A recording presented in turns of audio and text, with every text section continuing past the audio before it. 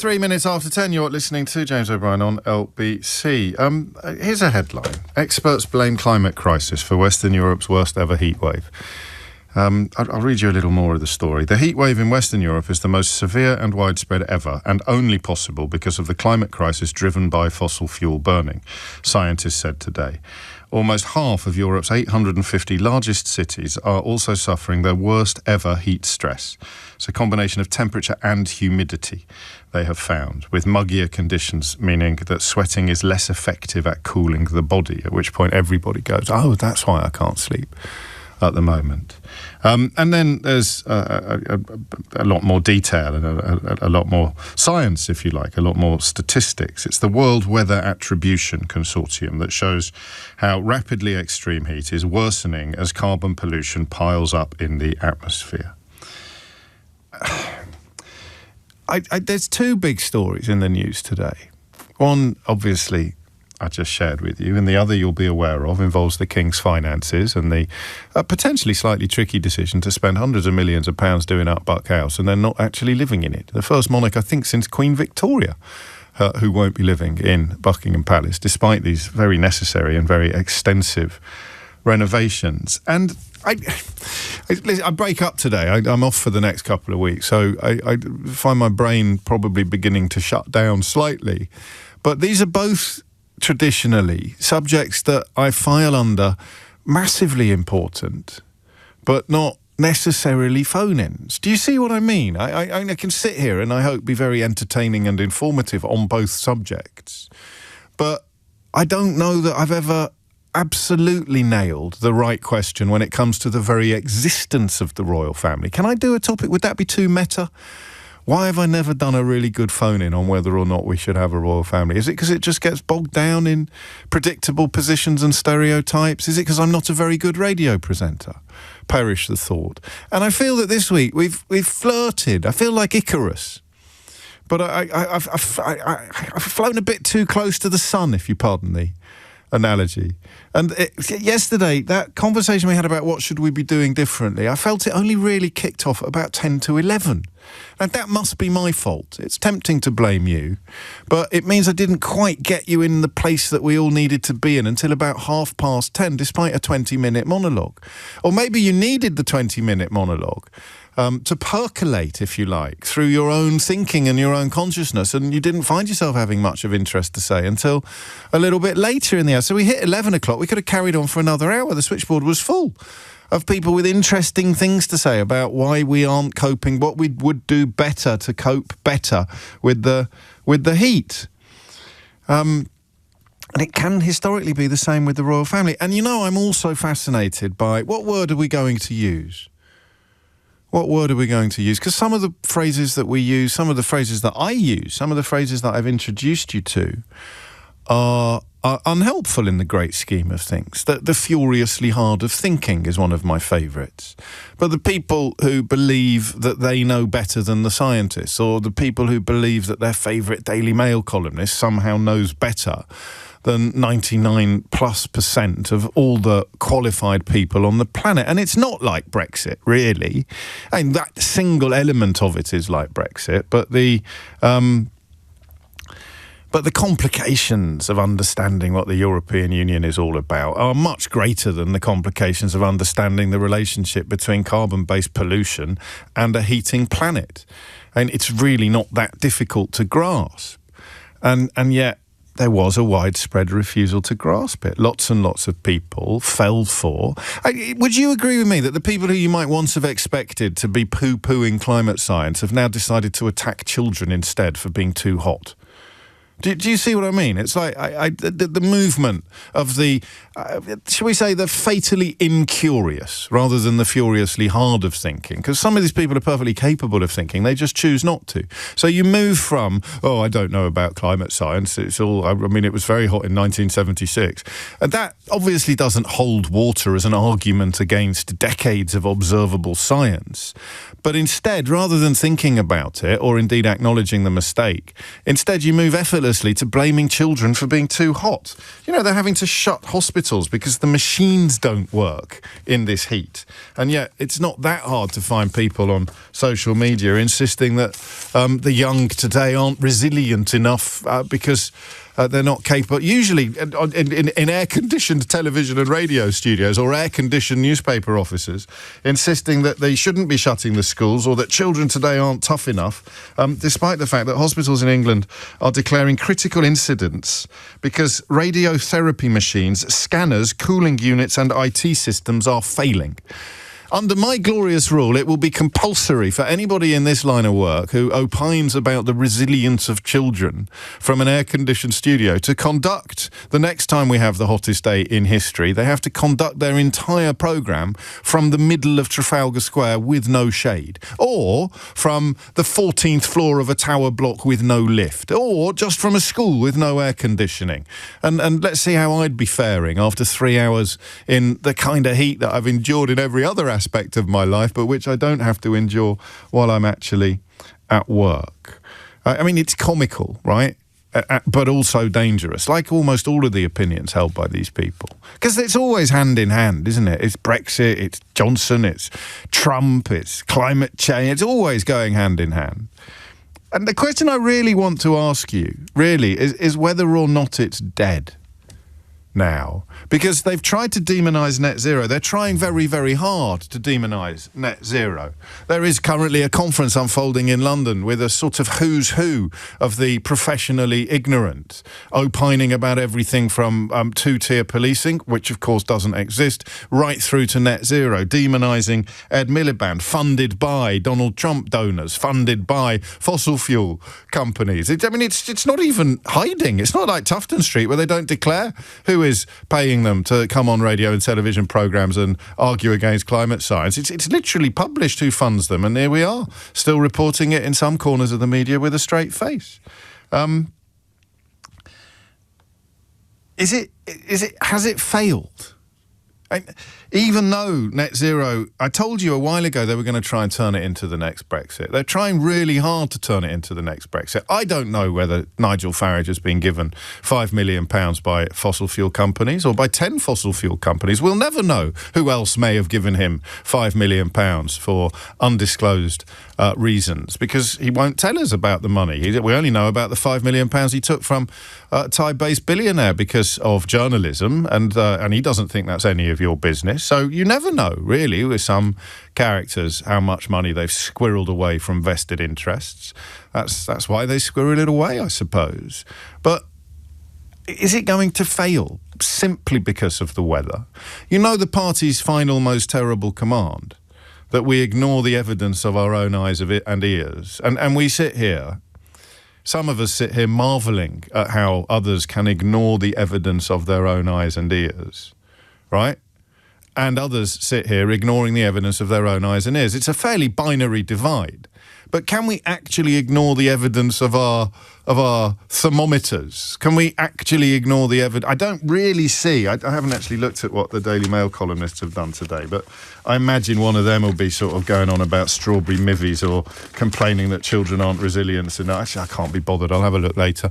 That idea that the power of propaganda is so great that it can persuade populations to vote to become the first in history to impose economic sanctions on itself. You can persuade people that a Ukrainian has set fire to Keir Starmer's old house because he wasn't paid for his prostitution services. There's so many examples of people being persuaded by the engines of propaganda to believe things that are obviously not true, that it was quite easy until relatively recently to get very depressed about net zero and climate change. And they're still trying. Make no mistake, they're absolutely pushing the idea that we shouldn't be doing this. And there are some arguments about pragmatism. There's no argument about whether the world should be pushing towards net zero. There are some pragmatic and practical arguments about whether the United Kingdom should be taking quite such a leading role. And I get that. But the opposite of drill, baby, drill is shill, baby, shill. If you are, I mean, literally, or rather the cousin, the twin brother of drill, baby, Bill, drill baby drill is shill baby shill. You are lying to the public. It's insane to argue that we should be putting more carbon into the atmosphere, or that by doing so we would somehow improve the state of our country. But is it going to work? And why do you think it is? Can we be a bit more optimistic today? Do you think? Can we say that even if you are programmed to ignore the evidence of your own eyes and ears, can we say with some confidence that this is not going to work, that we are now approaching a point where everybody is going to have to acknowledge just the science, the reality? I mean, in some ways, I've got two questions. I'm fascinated by the psychology of people who don't understand things, or who insist that they don't understand things. How on earth can you be persuaded that this is not a consequence of all the fossil fuels that we're pumping into the atmosphere? I used to hear from people in that category quite often. Now they're as rare as hen's teeth, and they're always mad. So I mean that, and I'm not pulling my punches or being kind or unkind. They are absolutely bonkers. The idea that you can look at all of the science, and with a GCSE in domestic science, you can conclude that you know more than all of the scientists do. And of course, if you're getting paid for that, then good luck to you. You know, your kids need shoes, you've sold your soul. If you're not even getting paid for it, if you're just going on social media, you're just phoning up radio shows to insist that you know better than all the scientists do, A, I suppose it's a bit Brexity, and B, I think you're on a hiding to nothing. Richard Tice does it, I think. Richard Tice has the brains of a pillow. That much is clear. All these Nepo babies surrounding Farage who have either given him money in return for a job, or are just expounding positions that are ridiculous. I don't think the net zero is going to land. I think it's going to fail. I think the attempts to rubbish it, to demonise it, to denigrate it, to undermine it are just going to be undermined by days like today. And not just the one-offs, but the fact that this is, as one newspaper's front page reminded us yesterday, this is the new normal. Listen, as Craig points out, it's 22 years, it's 20-odd years too late. But it's better late than never. It is simply the case that you can't really argue against this science anymore unless you are an obvious idiot. So that's the question, really. That's where I'd like to encounter some optimism today. Do you think, and of course you're more than welcome to be pessimistic, but do you think that the current crisis right across Europe is going to provide the political appetite needed for profound, prolonged and meaningful change? Because the engines or the tanks parked on our lawns are powerful and exceedingly well funded, but I think they might be increasingly impotent. I haven't got a lot of precedent for that because they normally win. Those tanks, those vested interests, those shills, those client journalists, those propagandists, those lobby groups masquerading as think tanks, they normally win. They've won on immigration, for example, which is largely designed to distract you from the real reasons for inequality. They won on Brexit. They've won on tax issues. They've won on wealth distribution, poverty being the fault of the poor, not the so. They've won on almost every front. I think today they might lose this one. They might lose this one. 0345 6060 973 is the number that you need. Just to tell me whether or not you think that this time, this weather is just going to change everything. 0345 6060 973. That this weather is going to change everything. And if you've been waiting for this moment, just give me a shout on why you welcome it, or whether you welcome it. That you've been waiting for this moment. An epic failure of journalism, but of course journalism is bought and sold in this country, just as some politicians are. How do you greet the relationship between the public discourse and this extreme, this excessive, this extraordinary weather? Is it over? 0345 6060 973. 3 is the number that you need. It's 1018. James O'Brien on LBC. Because I have to tell you what haunts me a bit at the moment is the thought that the weather breaks, it gets cold again next week, and the conversation goes back on the forgive me, but goes back on ice. And this movement, I'm not doing a very good job of expressing my misgivings to you, because this movement is gathering pace. You can almost hear the tills ringing.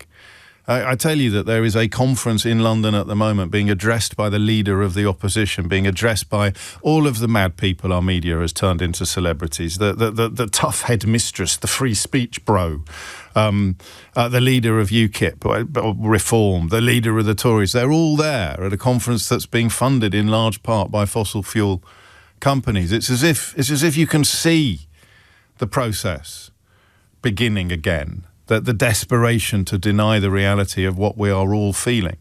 You'd like to think, wouldn't you, that there was a sort of fatal irony to the idea of a conference on extreme heat being cancelled because of extreme heat. Down in King's Lynn, the Reform UK Council was poised to have a meeting to lift decarbonisation programmes, to reverse climate change addressing policies, and they had to cancel the meeting because it was so hot. Literally, the street that the council building is on has got flood barriers up because that is what happens as the climate changes, the waters rise. And I don't know, I just want either to canvass your optimism or your... It's a fairly straightforward question. Is the weather going to end the debate? Or is the power and money of the liars so considerable and so great that the debate will not be over, and it may even not be won? 10:22 is the time. Freddie's in Epping. Freddie, what would you like to say? Good morning, James. Good morning to all of your listeners. Well, no, you don't have to say good morning to all of them. Oh, most. Thank you. But, carry on. No, I don't think that the debate will be won, because I think there's too many persistent attitudes in society about the heat waves and what came before them. You always hear the argument from older people about the heat wave of 1976. And I think as long as that mentality is around, people of that age group supporting climate denialist parties such as Reform will always be able to win the argument by just saying 1976 over and over and over again. But what if in return now we have got the 11 hottest years ever? So it would be, okay, 1976 was anomalous and extraordinary, and you say to these people, perhaps politely, perhaps not, say there's a reason why you can remember it, you prune. It was 50 years ago, and you can remember it because it was so out of the ordinary. Those temperatures are normal now. Surely that, and I know I'm possibly applying too much logic to illogical people, but surely that is the end of that particular argument. I'm afraid it's not, because every year, last year I heard 1976, particularly online, and then the year before that I heard 1976, and I just don't think that memory, that nostalgia is going to go away. And I think as a result, people will slowly begin to believe that discourse about that one summer 50 years ago, or however long it was. 50 years, and that's maths. Yes, I know, crazy. But then I think, again, I just think that attitude is too embedded. And the longer... How old are you? Do you mind me asking how old you are?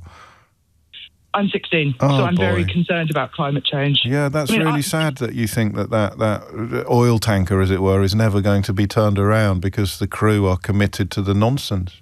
Why do you think it works, Freddie, when you look at older people possessed of really stupid opinions like the one you're describing? Why do you think it works so well, particularly given that almost all of the science, in fact, all of the science, actually, that's not true. Kieran's picked me up on that. He said, James, you're talking rubbish again. Richard Tice has many experts to refute your claims. He just can't identify or name any of them. But that's hardly the point, is it? Facts and evidence are all so old-fashioned. So when you encounter an old person possessed of a really stupid opinion that jeopardises your future, why do you think it works? How can they end up thinking something that is so obviously false and so demonstrably false? Well, I think the reason we got into this mess about slowing down on net zero is because of the Conservative Party and particularly its voter base. So you'll remember, James, that in 2023, the Conservatives suddenly changed against net zero. And I think that was because they were concerned about, in 2024, losing their older voter base. So they pivoted to this argument.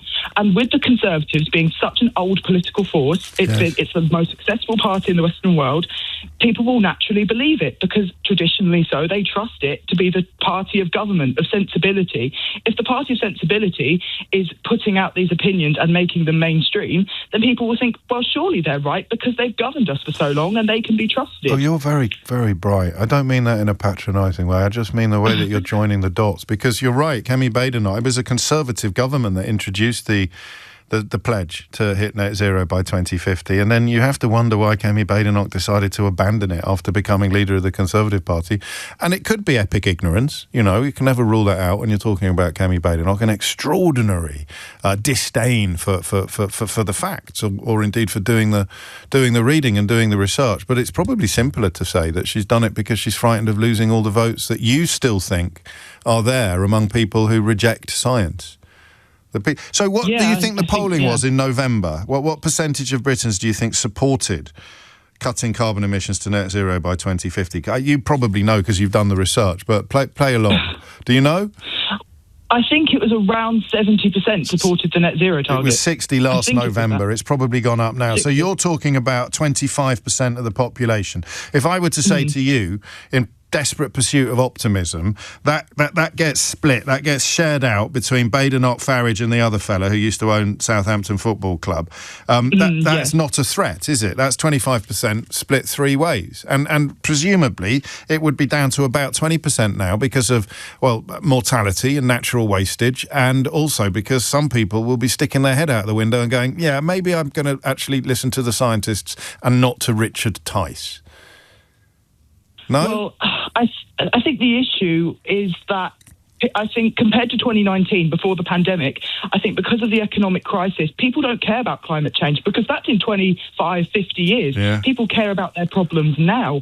And that's why people are voting for reform because, well, they've never held office. So they must be able to fix the problems because they're different. Yeah, and I think and everyone else has had a go. Yeah, as long as we're in this crisis, I don't think people will be worried about climate change until it's solved. You are as bright as a button, young Freddie, because, of course, the other bit of the YouGov polling that I've just referred to does indeed show that people prioritise the cost of living. So saying that I support the government's commitment to carbon emissions is relatively meaningless unless you add, give me all your money. Or we're going to cut carbon emissions by, getting rid of your job or making life harder for you. So, it might be a demonstration of understanding, but as Freddie quite brilliantly reminds us, that understanding gets immediately diluted by the inevitable realities of living. Johnny's in Bristol. Johnny, what made you pick up the phone? Morning, James. Hello, mate. Just picked up the phone because I was thinking exactly what you were saying. Will this change everything? And my background is, over the last 25 years, I've spent quite a bit of time working in oil and gas for big companies like Saudi Aramco, ADNOC and Abu Dhabi. Wow. Shell, Cepsa. So I've seen it on the inside. And remember, all this climate stuff, at the bottom end, it comes down to energy, right? It comes down to carbon and what drives our economies. And for the last 10 years, I've been working independent, trying to raise capital for bioenergy, solar, wind plants. So I've gone to the other side of the paradigm, if you think about it. And in a nutshell, you had a great high at the Paris Agreement 10 years ago. This word ESG came in. We're going to change the world. It's going to be great. You saw BlackRock and all these big investors coming in saying, we'll do it. Once we got over the marketing BS, I suppose is the polite thing to say. Yes. When you're sitting inside, these companies, these investors, these pension funds, they start to work out it's really hard and it's really costly. And you just don't want to be doing it.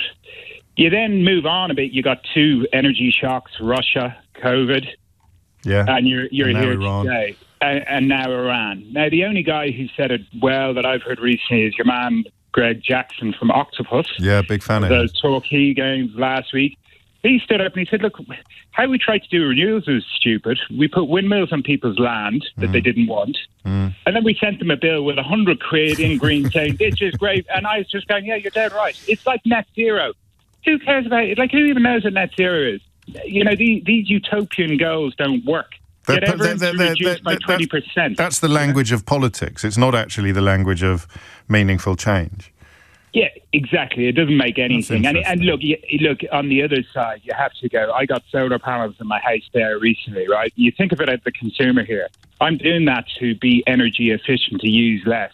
My missus comes in and goes, great, I can do more washing and leave the dryer on all day. And I'm like, no, that's not the point. We're trying to reduce carbon. Well, that's what Jackson does, isn't it? Is that he cleverly makes it, he appeals to our baser instincts by saying that net zero will deliver cheaper energy costs. Not so, if you're not going to, it's almost as if he swerves the climate imperative angle of the argument. And he's right to, because it doesn't, if you're in favour of net zero, but you're more worried about the cost of living, then the only way forward is to make the cost of living benefit from net zero. So you bring down energy costs. It's the thing I struggle with. And I understand that the initial investment for a domestic user is very high and you don't make back the savings. 40K. To pay off so you will be moving in the right direction, but it's like everything else in our world. It's Vimes's boots, isn't it, out of Terry Pratchett. If you've got the money, then you'll be better off because you will be investing in the technology and you will be paying less for your energy for 100 years. Even if it takes you 30 years to move into profit, you're going to then have 70 years or 10. Yeah, but James, it doesn't have to be that way because I was talking to your man Chris Stark in the energy department last week. He's a very good fella. Now, the problem is this. If you look at me, house, right, I'm above the grant. So you have to be a salary below 36 to get the grant to get all your heat pumps put in, right? So if you're 42, if you're in that middle pay, and I always hear you talking about people trying to buy a home, let's get going in life. But you have to shell out 40K, right? Now, I don't want to get into technical, boring stuff here, but if you then go, I'm investing 40K, I'll save money on my electricity. What value does it put in the house? It doesn't come up on it doesn't come up. The EPC, so the rating for your energy in your house, doesn't give you, I put in 40 grand, that's 80K on the value of my house. Right? It doesn't work like that. Sure. Plus, you can't go, well. The banks go on about green mortgages. Yeah, most people can't get a mortgage. But if you go to them and say, right, I got my salary, I want 40K, they won't give you a loan like that for structural stuff. So it's a regulation thing. It's a government can change the EPC and the value. And the bit that Greg Jackson does really well is he talks about energy like they are iPhones. He makes it understandable to the human. You know what I mean? Yeah, and his central point, as you will know, but some people listening may not, is that you are not going to be able to do it if it means that bills go up. You have to.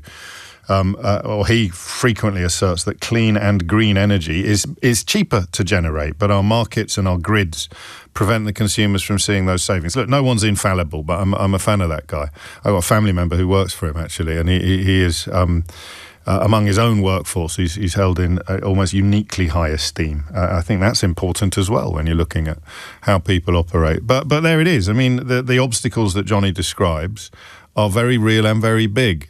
And so the somewhat simplistic idea that you just walk outside now and conclude that it's time to start ignoring people that are telling you the scientists are all wrong is probably overly simplistic. But that's the question. I still think, it's got to change, hasn't it? This new normal. You can't cite, and Freddie, sad to hear it, a relatively idealistic 16-year-old being quite defeatist about silly old men who, in my experience, have moved on a bit from arguing that the scientists are all wrong and are now just attacking children for being too hot. But maybe I'm being overly optimistic. It's 10:33. Dominic Ellis has your headlines. James O'Brien on LBC. 10:37. The psychology of people who deny things that are, either irrefutably true or almost certainly true. It's a human condition, isn't it? We are not, I don't think, quite as sophisticated a species as we like to think that we are. Donald Trump still got approval ratings in the United States of America in double figures, which is incredible, right? We just sort of, all of the evidence of his idiocy and depravity is right there in front of you, but something happens in our brains. We are not rational beings. I've always got that Brian Cox quote from Succession in the back of my mind at this point when he says to his own children, "You are not serious people." We are not serious people. And that's why my optimism that the current evidence of climate crisis being the new normal will change the conversation is at the very best somewhat muted. And there's also a hideous report out from a UN Commission of Inquiry about Israel committing genocide in Gaza by deliberately targeting children. And there will be a hell of a lot of people determined to refuse to believe that as well, and to attack the messengers, or to attack the Commission, or to attack the United Nations. And it is, to me, fascinating in every example of the lengths and efforts that people will go to cling to their own, false convictions. It's extraordinary. I'll be sharing a little bit more detail of that report later in the programme, because someone has to. Jan is in Cirencester to steer us back to the net zero conversation, or at least to the propaganda conversation. Jan, what would you like to say? James, good morning. Hello. I'm not optimistic about net zero, but I think we should be trying for it. Yes. And I just don't think that the current heat wave is going to make any difference in terms of our targets. But we should be going. But we must be realistic. You can't replace what we've got with nothing. No, of You've course got to have something to replace it. And we're losing a massive opportunity of moving towards net zero with other forms of energy. And what a fillip for the country in terms of jobs and security, because security of supply is crucial. And these are the points. I don't want to labour the point about people who will not see what is obvious, but the very word sustainable, the massive contrast between a finite thing that's really bad for humans and has to be dug out of the ground or pumped out of the seabed, versus the eternal turning, the eternal blowing of the wind, or the eternal shining of the sun, or the eternal flowing of the water. We should have done it as soon as it was invented, really, and yes. yet we didn't, and we're still not, as you say, doing it on anything like the scale that we should be. That's right, and we're losing an opportunity. But you can't expect the individuals to suddenly say, "All right, we're not going to drill and the North Sea oil's run out. What do we run the car on if you can't run it on electricity?" And you can't expect the politicians to do it while there is a very real chance of their opponents succeeding in telling the same voters lies. No, that's right.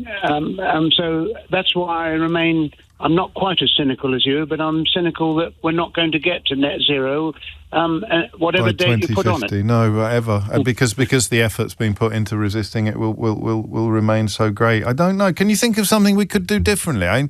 What if I put you in charge? What would you? Because that you've really highlighted a problem here. Because even if you had a government that absolutely said, I don't care about the opposition, I don't care about the propaganda, I don't care about the lies, I'm doing this for the next generation and for this generation, we're putting everything on it as soon as we possibly can, they'd be voted out potentially after 4 years. It would, because no party, whatever colour or hype that they promote, is ever going to think long term, which is what we should be doing. They're thinking, how can I get re-elected in 4 or 5 years? And that is the biggest. And then, of course, you've got, as Kemi Badenoch proves, even if a party commits to it, another leader can come along and, for entirely selfish or ignorant reasons, decide to abandon the policy that your own party had introduced in the first place. And that is a consequence of precisely the engines of propaganda that we started off talking about today. I want more optimism, please. We haven't had much optimism so far. In fact, I'm not sure we've had any optimism. It's not often that I'm the optimist, but on this one, I don't know. As soon as I start thinking about it, I think, it's going to rain next week and we'll all sit down again. So what would we do differently? How would we push this? And maybe, what time is it? We've got time to have a little look at why the psychology works. Why are people persuaded of things that are not true when the stakes are unspeakably high. Ginny is in Glastonbury, where there's no festival this year. Ginny, what would you like to say? Well, I'm afraid I'm not going to be very optimistic, James. What's going on, Ginny? I want more optimism. Go on then, never mind. Come on. Sorry.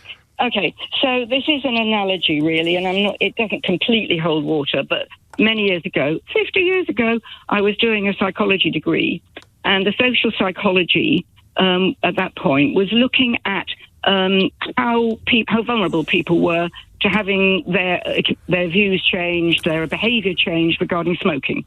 Because there was a big move to... Do you know what I discovered yesterday? This bloke that I'm obsessed with, Don Perlman, who was like the godfather of climate change denial, working for a US lobbyist stroke law firm, Patton Boggs, and just became, he invented climate science denial. He chain smoked throughout all of the meetings, all of the UN meetings that were about climate change, because it was still, I don't know why I thought of that as you mentioned smoking, but you're right, changing people's psychology is... So basically, they got a bunch of smokers, heavy smokers, and they showed them photographs of damaged lungs. And the photographs were different degrees of severity, because they were slightly damaged right up to, oh my God, what's that? And after that, they obviously tested their attitudes to smoking and lung cancer. And lo and behold, there was in fact a tipping point. We love tipping points. And the tipping point was that on that scale, there was a certain point at which people's attitudes did not change at all. They changed at the slightly damaged lungs, but when you got to them being super damaged, they just switched off. And they were exactly the same about smoking as they had been. I don't have any complete chapter and verse on this, I'm afraid. Nobody does. But you sound like you've studied psychology. Is that so that idea that you can show people... It's almost like showing people that they're driving towards a cliff and they will just not believe you. They'll just carry on regardless. Yeah. And that's why you're pessimistic. I think also there's a certain amount of other stuff, obviously, about, well, nothing I can do, so I'm just going to fiddle while Rome burns, basically. Don't look up. Yeah, exactly. The don't look up phenomenon. So I think there's a lot of that. But I thought that has stayed with me, that experiment, all these years. And I thought that's really, really interesting. People get too anxious. They just go, la, la, la, talk to the hand. Do you know what Jimmy Carter did in 1979? Probably not. He's put solar panels on the White House. Well, there you go. 1979. And of course, they would not have been very efficient back then, and they would not have been able to replace much of the traditional fossil fuel infrastructure. But that direction of traffic, imagine what would have happened if we'd gone all in with Jimmy Carter, who, of course, I think of often at the moment, because of what he did with his family peanut farm when he became president, put it into trust so that absolutely no perception, threat, suspicion, danger, risk whatsoever of anything he did as a president having a beneficial economic impact upon his interests in a peanut farm. And you compare it to where we are now. We've got an actual peanut in the White House. James O'Brien on LBC. It's 10:49. You're listening to James O'Brien on LBC. We are actually doing quite a lot. It's just hard to know where you'd go to find out in the context of net zero and in the context even of that 2050 pledge. But given that our media discourse is dominated by liars, has been now for 10 years, people who lied about Brexit or were too sick to understand what they were saying about Brexit, they continue to dominate discourse, both in politics and in the media. It's extraordinary. And some of them are really good at it. Some of them are brilliant at spouting the snake oil or persuading people of things that are not true. Some of them are brilliant at it, and some of them are Richard Tice, who recently got asked about climate science in an interview, I think, with Bloomberg on their Zero podcast presented by Akshat Rati. And this is what happens. But again, you know, this isn't going to get anything like the coverage that some nonsense about two-tier policing will get in the right-wing media that is still largely opposed to net zero policy making, because it's largely owned by people who continue to make a ton of money out of fossil fuels. I wish it wasn't that simple, because it sounds almost like a conspiracy theory or a really simplistic, let's just put a wealth tax on everything and solve all the world's problems kind of position. But it really is that simple. They pay a lot of money in order to both promote and persuade. And what they are trying to promote and persuade is the idea that we should carry on pumping carbon into our atmosphere, even though that is the reason why our weather is so extreme. It's that simple. This is what happens when someone actually does their job. So the first thing you'll hear is him complaining about being asked to justify his opposition to the science. You can't present me with a whole load of graphs that I can't read, that may well be bullshit. Okay. And put this out there. So this terminates now. It's end of podcast. This is ridiculous. Okay. I'm sorry. You cannot seriously think this is a sensible way to conduct a podcast. We're not doing it. We're ending now. All I'm saying is this is the summary for policymakers. Yeah, and I don't agree with any of it. And you can't present something to me right? And expect me to comment on it when I haven't read it, I don't know what you're talking about in terms of what you're presenting. Right. And one of the foundations of the IPCC's very ethos in the last 20 or 30 years, they've just abandoned. I love it. I don't understand any of it. How dare you ask me about it? And I wish it wasn't funny. Well, it's not very funny, actually, is it? If you pause for a nanosecond to think about what the consequences are. We saw it with Brexit.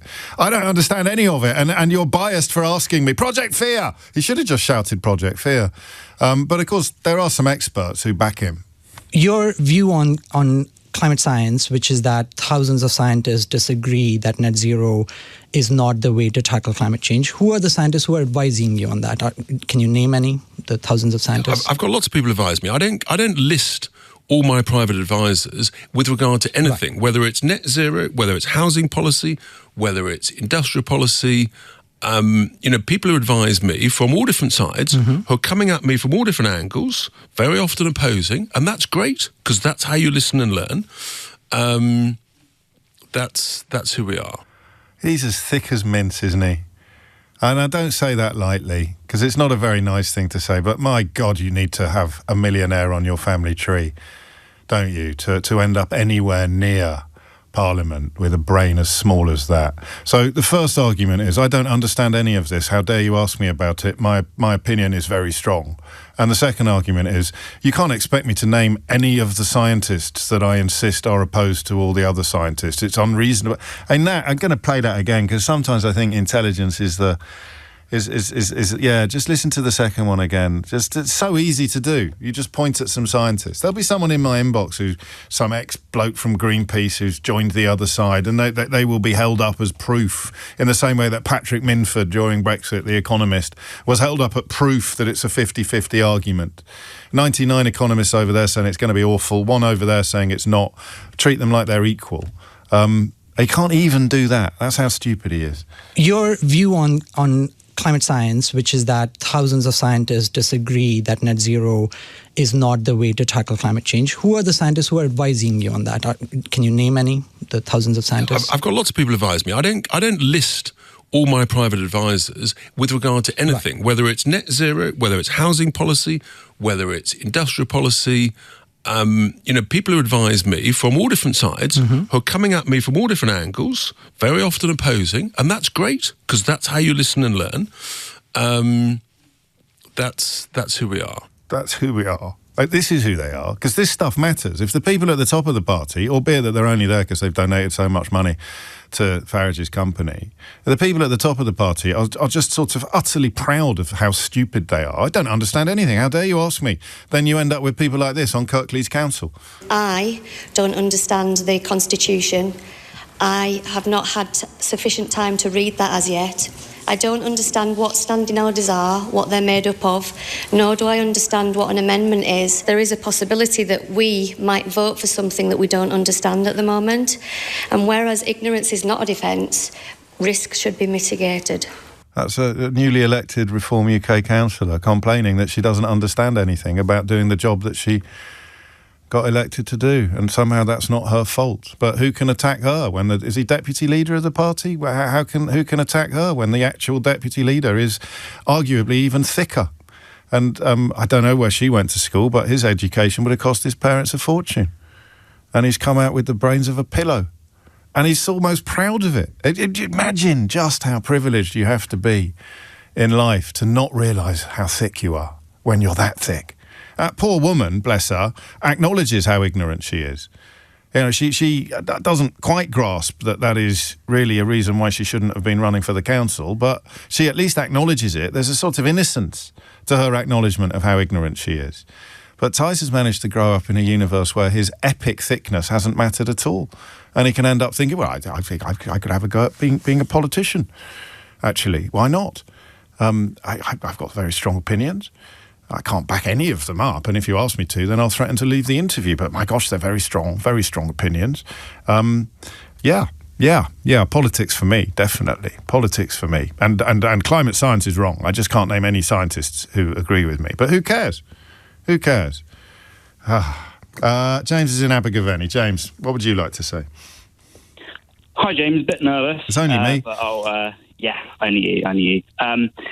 So how can you be nervous when you've just heard a man who gets invited onto Question Time demonstrate on national radio that he is as thick as mince? How can you be nervous? Mate, you could come on here and just make strange noises and sound more intelligent than Richard Tice. I forbid you from being nervous. Well, I have skin which is thicker than rice paper, unlike him. Well, I'll be gentle with you, James, I promise. So I work in offshore wind sector, and I'm in two minds about this. Okay. Just from my professional life, as well as just looking at the wider political discourse with reform and everything. Yeah. And I think the positive is the economic momentum is with renewables. Like you look at the growth of the renewable sector, like CBI kind of predicting that it's 100 billion quid a year.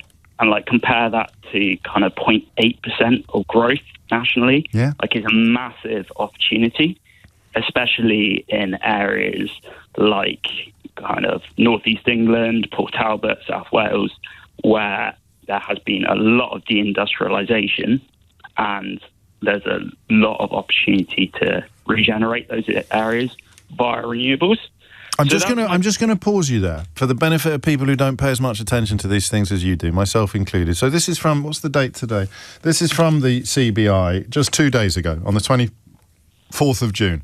The Climate Change Committee is right to identify the need to stimulate demand across the economy to match the growth in clean power supply as one of the biggest gaps in reducing UK emissions. To realise the benefits of a decarbonised power system and lower costs, the UK must accelerate electrification, provide real clarity on the role of hydrogen, and deliver on existing CCUS commitments. Targets alone will not drive progress. Market conditions must be able to respond quickly to adoption barriers and external shocks. As you point out, that follows the CBI telling us that the sums and the jobs in play are already huge and set only to get huger.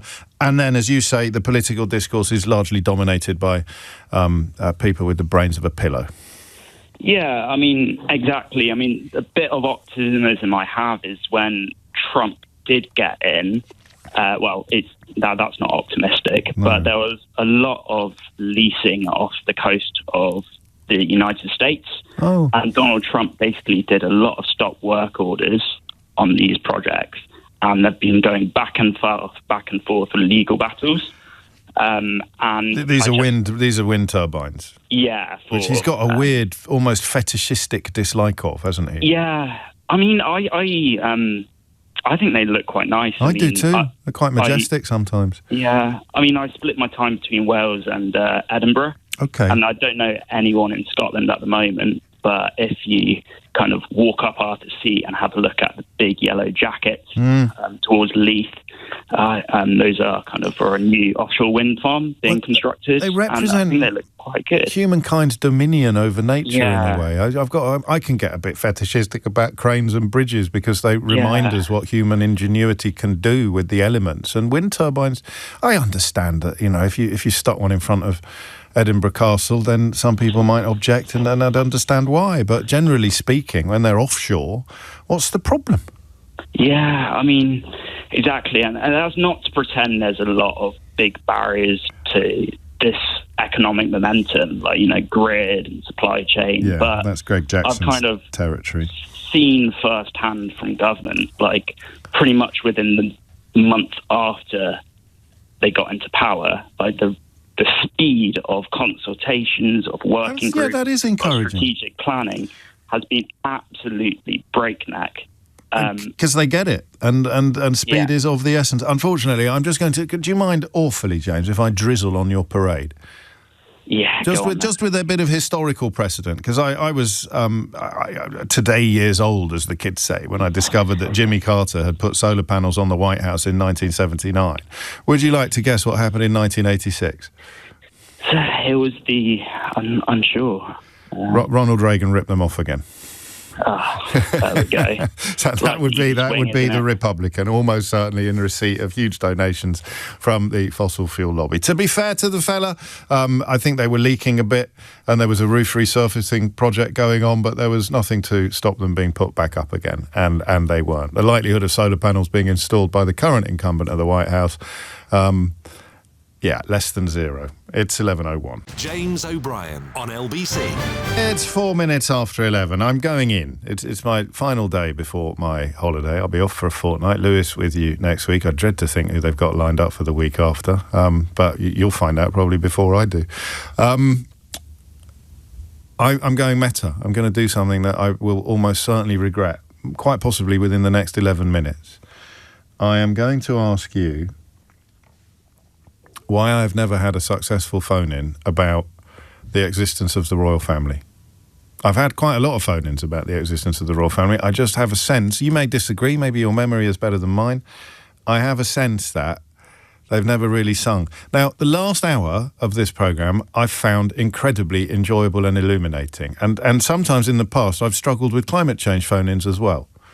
Are we getting too meta? I don't think we're getting too meta. I honestly think that, everyone enjoys the show more if it gets better. You do, I do, everybody does. And working out why some shows are better than other shows, it should be in both of our interests, shouldn't it? Not just mine. I think it's like being interested in the Formula One cars, beyond how fast they can go. Why is that car going faster than... Anyway, I digress. I don't know. We've had some fascinating and brilliant phone-ins about the appalling treatment of the Duchess of Sussex and indeed the Duke of Sussex, and the way in which, for some people, the natural hierarchy of British humans was completely exploded by the fact that the Duke of Sussex had the audacity to fall in love with a woman of colour. Because if you feel that your ethnicity, and of course it's quite a good period of history for you at the moment, because you've got people telling you that the colour of your skin really matters, and white people are being sinned against, and it's terrible to be white in this country. I'm not even joking. They're doing it, claiming that white people are victims of police racism. It's an extraordinary position to adopt. But of course, those are precisely the people who couldn't quite understand why they hated Meghan Markle so much, and got really furious when you pointed out that it was because she was mixed race.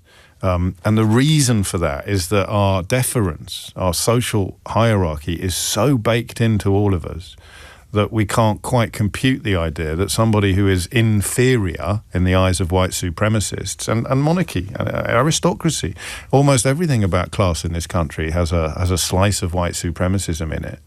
Can't quite compute that a mixed race woman could end up so near the very top of the pyramid.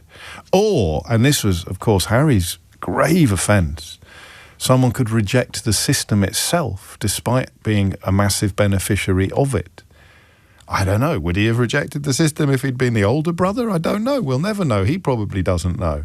But to be so near the top of the pyramid and to condemn the pyramid, not just sort of elements of the institution, but also its symbiotic relationship with a toxic media. How dare you? You can't question our system. You can't question our class system, Harry, because I will feel really stupid then, because I'm a forelock-tugging, cap-doffing, flag-waving loyalist. So if you, near the top of the pyramid, think that it's a bit rotten, you're making me feel really stupid, because I uphold it, despite not being a beneficiary of it. I'm upholding the system that has allowed your dad to spend hundreds of millions of pounds on a palace that he's not even going to live in. And how dare you? You're making me feel really stupid. And what are you doing, falling in love with a mixed-race woman?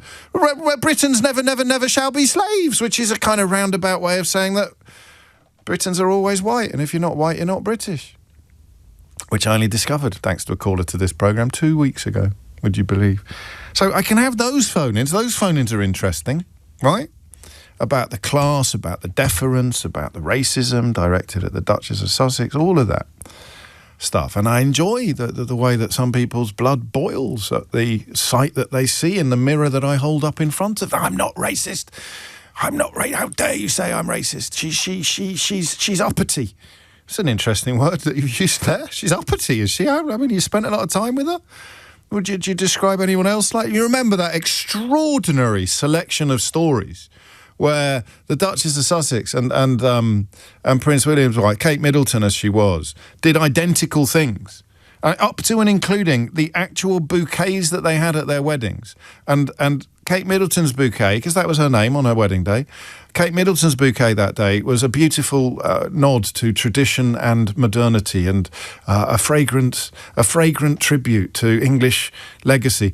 And then Meghan had the same flower in hers. She was trying to poison the bridesmaids. She was trying to poison Princess Whatsits, William's daughter. Literally the same flower in their wedding bouquets. One of them was a beautiful tribute to tradition, floral history, and the other was trying to poison Princess Charlotte. That's how it got written up by the British media, which is definitely not biased or toxic or dedicated to upholding white supremacy. So I can do that. That's interesting, right? You're enjoying this. This is good stuff. This is good content. Why have I never had an interesting phone-in about the royal family? When I was a kid... Just give me a minute, because I'm going to say there were 3 things, and I've only got 2 in my head.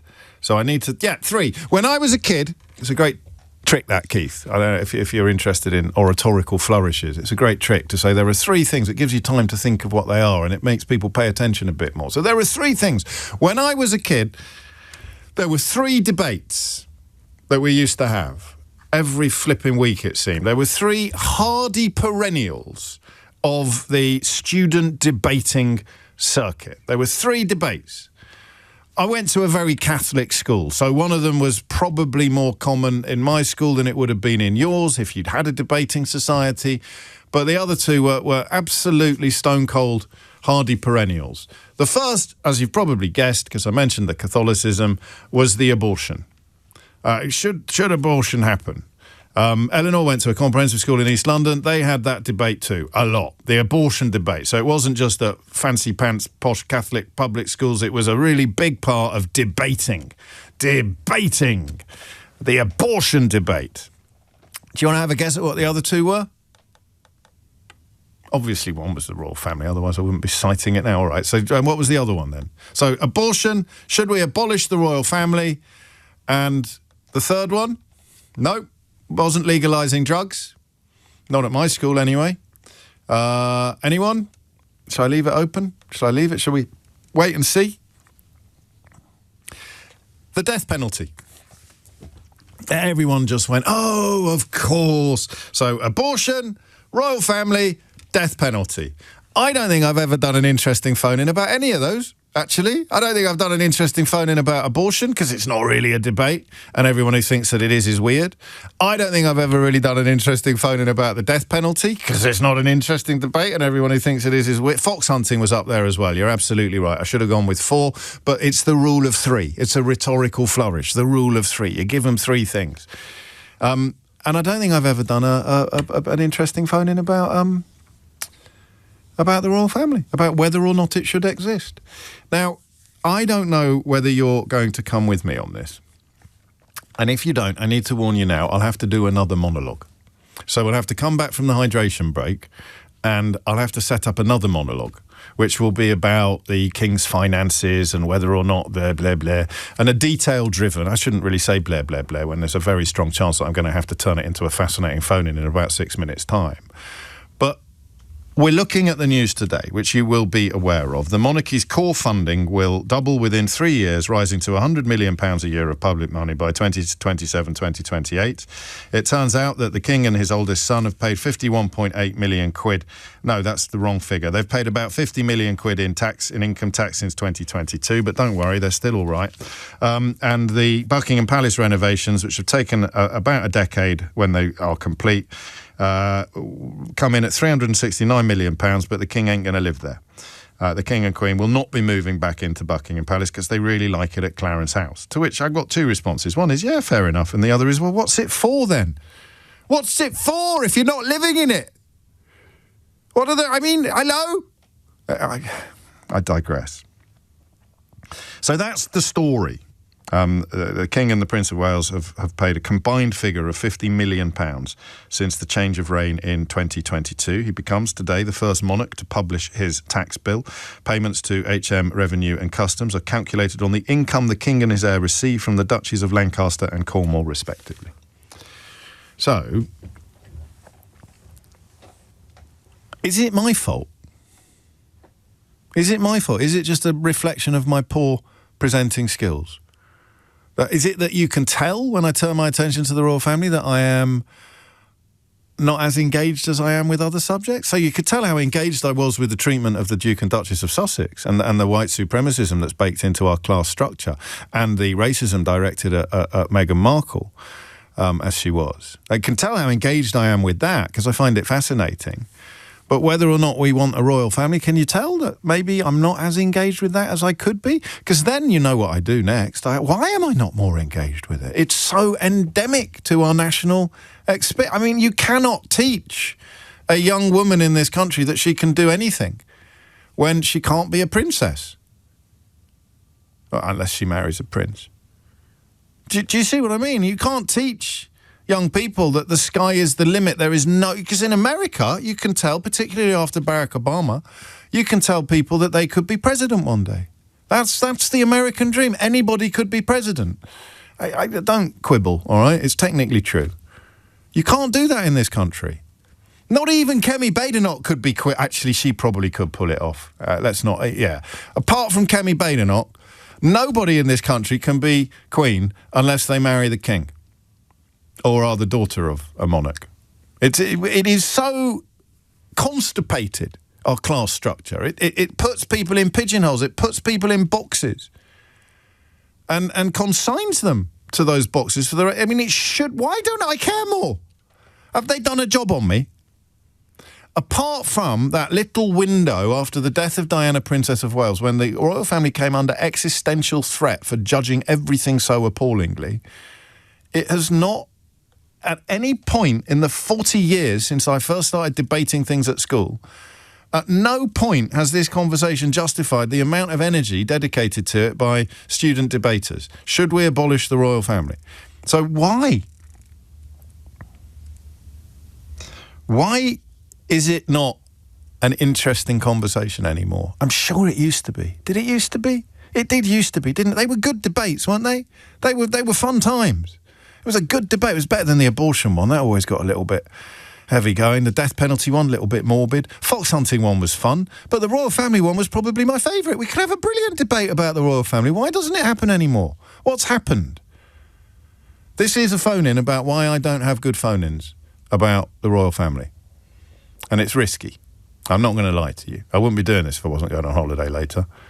It's risky, and it's up to you whether or not it works. And of course, it's not just enough to join in. You've got to join in a good and impressive way. No pressure at all. But if you don't, if I haven't got a selection of phone calls in 2 minutes' time addressing the question of why we don't have interesting phone-ins about the existence of the royal family, or let's call it the abolition then. Why don't we have interesting phone-ins about the royal family? If I haven't got a selection of interesting calls, I'm going to do another monologue and we'll talk about something completely different. How do you like them apples? All right? So, the number you need to tell me why you think it is very difficult for the most successful speech radio programme in the history of UK commercial radio to have an interesting conversation about the royal family. If anyone can do it, you'd think it would be the most listened to speech radio programme in the history of UK commercial radio. If they can't do it, who can? Why don't we have interesting debates about the royal family anymore? And I suppose... No, I'm not yet going to accept people actually having the debate. I want to have a conversation about why the debate is not interesting. So don't ring me to tell me what your answer is to the question of whether or not the royal family should be abolished. Ring me to tell me your answer to the question of why we've never had an interesting conversation about it. And if you think it's my fault, that's fine. I promise not to bite your head off. Well, I can't do that. I promise to try my best not to bite your head off. All right? So why is one of the hardiest perennials of British debate so dead in the water today? Why do we never hear interesting conversations about the existence or the abolition of the British monarchy anymore? 0345 6060 973. And if I'm part of the problem, that's absolutely fine. I just want to know how and why and whether or not we need to do something about it.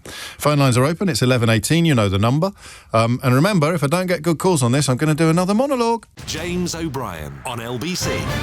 It's 20 minutes after 11. Phone-ins are only enjoyable if you can relate to them, says Joe in Leicester. That's not true. Some of the best phone-ins we've had have involved things you can't relate to at all. For example, we have fun phone-ins about people like Richard Tice. You can't relate to that level of stupidity in any way, shape or form, Joe. So I disagree with that. Phone-ins that we don't know much about, they can work. Look at Ash in Northampton schooling us on the Strait of Hormuz this year. They're absolutely fascinating. Conversations about things we know nothing about. Conversations where I haven't even made my mind up what my opinion is can be quite interesting. I was worried, actually, when I began to feel the benefits of therapy, becoming a much less strident and angry person. I was worried it might affect my job. I was worried I might be less good at this if I didn't have tub-thumping, pungent opinions all the time. The opposite turns out to be true. We have more enjoyable conversations. So why does the royal family conversation in this country feel curiously, what's the word I want? Flat. Why does it feel so flat when it really shouldn't? It underpins so much. Steve's in Thirsk. Steve, what do you reckon? I think it's made Hang on, Steve. Hang on, mate. No pressure, but in many ways, the success or failure of this entire topic now rests on your bony shoulders. I'm not sure that's fair, but it's made complicated, and this is why people struggle with it, because you get pulled in a million different directions. So, for example, these tax announcements today, it's largely fluff. Okay, so the fact that Prince William and the other fella, the other guy, they pay a lot of tax. Well, Kel Surprise, rich man, pays lots of tax. Okay? Well, they don't all pay a lot of tax. A lot of them dodge it like it was going out of fashion. Well, quite. And that is the point, is really we should be looking at, has he paid the right amount of tax? Now, that's when it gets complicated, when you've got their opaque finances. You've got 3 layers of stuff, and then the public and private is all mushed. And so it all gets very complicated. But you care, I sense that you care. Oh, yeah, absolutely. Yeah. I do, because as you said, you alluded to earlier, it's very much an intricate part of the country, rightly or wrongly, and wrongly in my case. It's, the class system is so ridiculous in this country because we still have a royal family. I mean, we still have one. But it's not complicated. Today's story is, but you're telling me why that wouldn't work as a phone-in, and I'm not having that phone-in. Should the royal family exist? Should this sort of... That's not complicated to me. No. I can give you that answer straight away. But it will be quite boring. No offence, Steve. Prove me wrong. But why would it be? Why is it boring? Well, let's find out. You're talking about the structure of how a country is run, and that we forever talk about how terrible politicians are. I know. And how our system is wrong and awful. And the royals and the constitutional monarchy is very much is intrinsic to that. I know. We've got, and so it's not boring. It is. It's a rubbish phone-in, mate. Why is it boring? Because why? Well, that's what I'm asking you. You can't just throw it back at me. Well, you must have some idea, otherwise you wouldn't pose it. So I would say, no, it's not boring. I wish you could actually have seen my face then. I looked a bit like a dog chewing chewing its own tongue. I just literally looked away from you, the switchboard, and because you said you must have some idea, and I thought he's right, I must have some idea. And I had a little think, and I thought, I haven't got any idea. I've got no idea why this isn't a very good phone. I mean, this is a good phone-in, because this is a phone-in about why we never have good phone-ins about this subject. And you're arguing that we do have good phone-ins about this subject, but I'm here to tell you that we don't, and I'm in charge. Well, what's your metric for that? Why are you saying it's not a good phone-in? I've just done that thing again. Hang on, I'm just going to pull that face again. Right? Look away from the camera and start sucking my own lip. I don't ever remember coming off air and saying to Eleanor, "Cool, that one really slapped." But isn't the point of phone-ins and LBC to have a conversation and to get things going? So whether you come to so it's my fault then. So the answer to the question is because you're not a very good presenter. I don't know. I would go. Keith, calm down, mate. All right. No, I wouldn't say that at all. No, that's not fair. Keith, if you nod that furiously, you're going to do yourself an injury, mate. Some people crick their neck when they nod like that. I've never seen him nod so furiously. Well, to have as I said before, it is a broad topic because you can look at it. I mean, I'd say there are 3 reasons why there's a problem with the monarchy. Go on. Rule of 3. 1. Rule of 3. It's wrong in principle. Okay, the idea of having being a democracy and having an unelected head of state and getting a job just because your dad's got it. I mean, that's pretty straightforward. We get that. Yeah. And that itself has a corrupting influence on the rest of our political system, i.e., you can be privileged and get jobs, that leaches into other things. Yeah. The entrenched entitlement and privilege. Just, I guess, mate, have we been conditioned into not questioning it then? Is that why? Absolutely. Well, it's taken as a given that so much nonsense gets spewed out about the royals and how beneficial they are. Like this, the defensive line straight away is, well, they don't have to pay income tax, but they do. Well, why? the rule of law in this country is that everybody should be treated the same with the law. So if the tax... Not the monarch, actually, is it? The monarch can't be, I don't think, put on trial. You're good at this. Have you phoned me before on royal phone-ins? Yes. Oh. yeah. Surely... So it's your pet subject, then? Yeah. The problem you've got with the monarch, as in the monarch can't be put on trial. Well, no, the state itself can't be put on trial, but the individual surely can. So... if you wanted to, say with Andrew, I would argue, if Charles ever needs to be called to the stand, surely he should be made to abdicate, and then he can take the stand. I'm going to crack on now. You've kind of proved you can't carry on now. I've just said I'm going to crack on. Well, no, because it's an interesting topic, James. Other people are to judge that. You and me are disagreeing about how interesting this conversation is. The last point I will Go say, on, then, quickly. Three. You didn't let me finish my three. No, I thought you'd only use that as a delaying tactic. No, the third one is the monarchy itself. Even if you are a royalist, there's no reason why it has to be so corrupt and so bad. It could be better. So the finances could be a lot more straightforward. I don't think you can say corrupt. You could say opaque. Well, I'd say corrupt because corruption is abusing entrusted power. Well, yeah, moral. You can talk about a moral corruption, but I wouldn't. I don't. Well, look, mate, I don't want to get sued. I mean, it's unlikely that I would get sued, but no one is alleging actual corruption. It's more a sense of a sort of moral turpitude. I always get the difference between turpitude and torpitude wrong. They mean roughly the same thing, but one's much stronger than the other. I wrote it in my column the other day, and they took out both words. I said use one or the other, depending on what the lawyers say, and they didn't use either of them. 27 after 11 is the time. David's in East Molesey. David, what made you pick up the phone? Well, I think it is an interesting topic, and I think the King has just thrown a huge rock into the pool by announcing his tax affairs, because he's actually sort of proving that there is some money there, or at least reminding us that there is some money there, and that he's graciously paying it voluntarily. But, behind it all, for me, is the sort of... the Duchy of Lancaster. What is it? The Duchy of Cornwall. What is it? What does it do? Where does the money go? How much money is there? How much money does the King get? How much money do all the acolytes get, all the other members of the royal family? Is that not published on the civil list, some of that? Some of it is, yes, but no, please, James, explain to me the Duchy of Lancaster.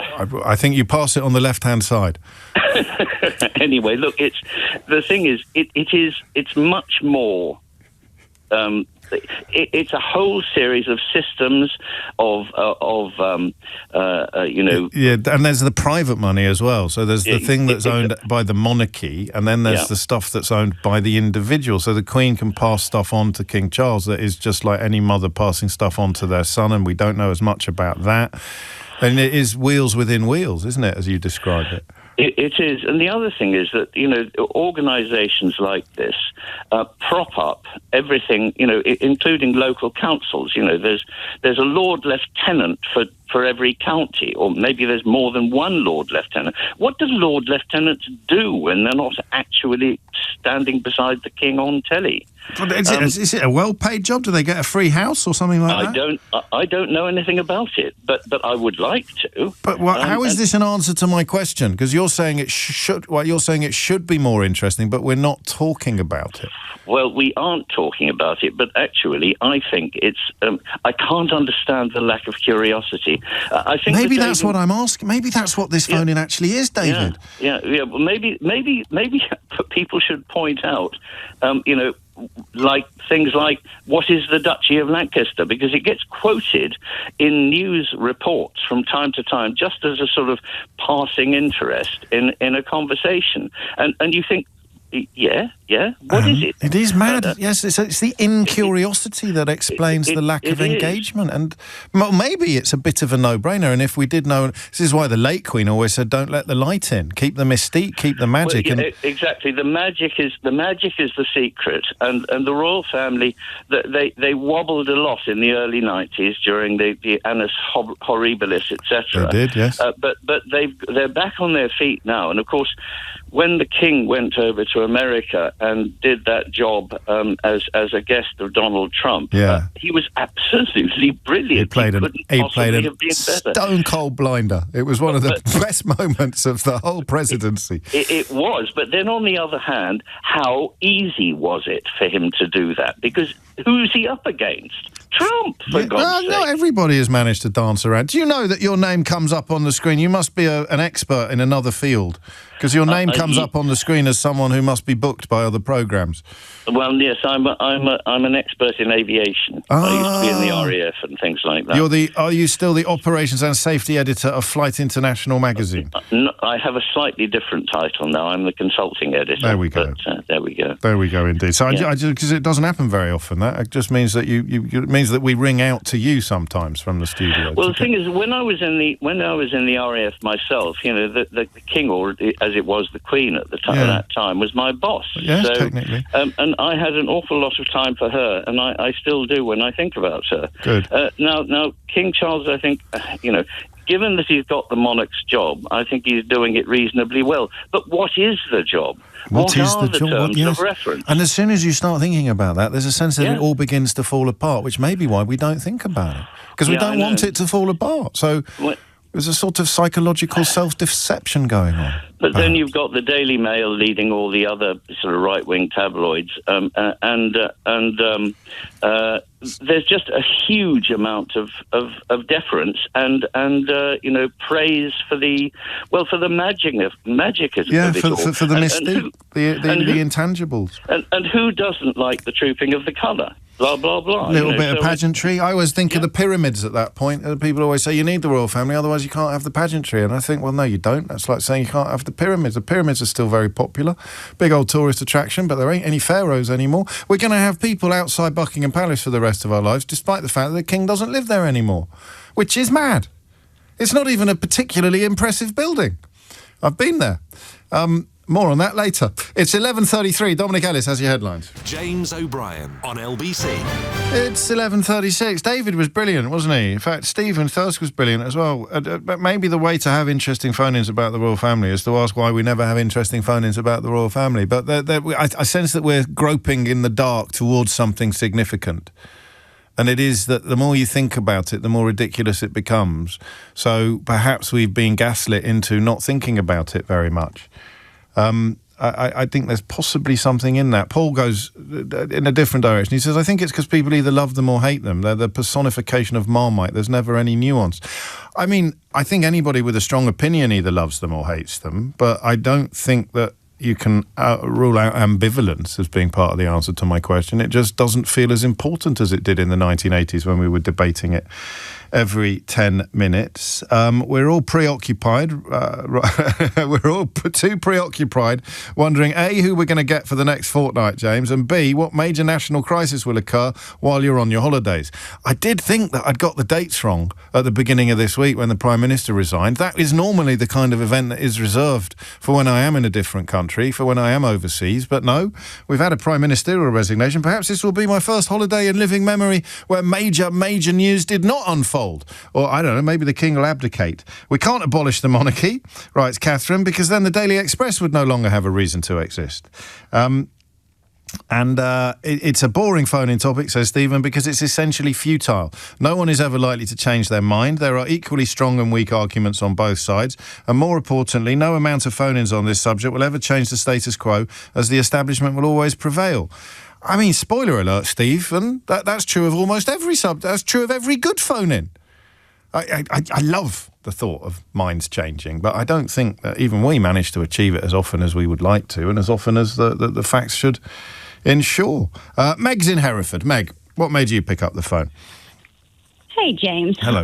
So I think it's interesting because me and my fiancé have debates about this all the time, like healthy, nice debates, but we do frequently debate about it because he's team, it's a waste of time, we should get rid of it, it takes up too much money, whereas I'm team, but it's nice, there's it just brings us a bit of joy, plus there's the tourism and the national identity and the stability, and we tried it before in the 1640s and it didn't work.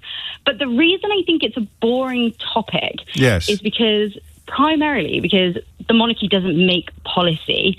Obviously the king doesn't decide our taxes, spending, laws, foreign policy. Obviously, they are kind of part of it in terms of, they'll host things and so on, but they don't actually, like, whoever the monarch is at the time doesn't actually have the power to decide these things. Yeah. But also, so they've got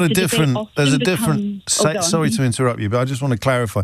So a very different salience to talking about politics, because rightly or wrongly, we think that the politicians are in charge or will be in charge, and therefore talking about them has a different salience to talking about the royal family. Exactly. I like that. And That's I true. think the big one as well is that the debate often does then end up becoming about personalities instead of principles. Yeah, but they can be good phone-ins. I mean, tell me that you didn't chuckle when I pointed out how stupid Richard Tice is. That was about a personality. Well, absolutely. You see? No, but like when it's the royals, we often end up focusing on the individual rather than the actual institution as its whole. And so then the debate often then becomes targeted, obviously rightly or wrongly, on specific people than the actual constitution. I think people are just relatively content with what it like. People, I think they just. Well, Stephen Thursk isn't, and somehow I don't know. I mean, it's conditioned into us from a very early age, isn't it? I don't know what your fiancé's background is. Fairy tales. Like, look at fairy tales. Exactly. You don't question it. And I remember when my daughters wanted to dress up as princesses, albeit that they were a bit more Disney than Windsor. It was gorgeous, and I loved it. And I didn't allow myself to sort of start trying to give them Republican lectures while they were pretending to be Elsa out of Frozen. Exactly, and I think like with the palace at the moment, with the money and so on. I was reading into it last night when it first came out, and we were talking about it, and it said about a lot of it was to do with like boilers and wiring and the piping, and that it was naturally kind of there were some safety concerns regarding that. And we were discussing it, and obviously it is a lot of money, and tourism does bring in a lot of money, and they are going to be opening it up to like more because obviously the king won't be there. But then we were discussing how if the worst thing happened, if the palace burned down, like if something catastrophic happened and the palace burned down, the people would mourn. People would mourn it as if it was a monarch themselves, I think. Because an iconic building, really. If you're not, again, it's another London thing, like the conversation we had about London yesterday. If you live here, you possibly don't imbue it with quite the same mystique as you do if you don't live here. It's going to be very weird, though. When Notre Dame burned, it was everybody was so sad, worldwide. It was horrible. But I do think that neither side has a monopoly because all the evidence. Well, what if Sharik is right? Into values rather than facts. What if Sharik is right? It's boring because it's designed to be boring, lest people actually start having the debate. Yeah. People need to start looking at the. That would be David's point, I think, and possibly Steve's as well. That was lovely. I mean, I don't want to cast aspersions upon your domestic arrangements, but I doubt that these are the most interesting conversations that you have with your fiancé. Yeah, we love a healthy debate. We all love a healthy. Well, you're in the right place. 11:42 is the time. Chris is in Byfleet. Chris, what do you reckon?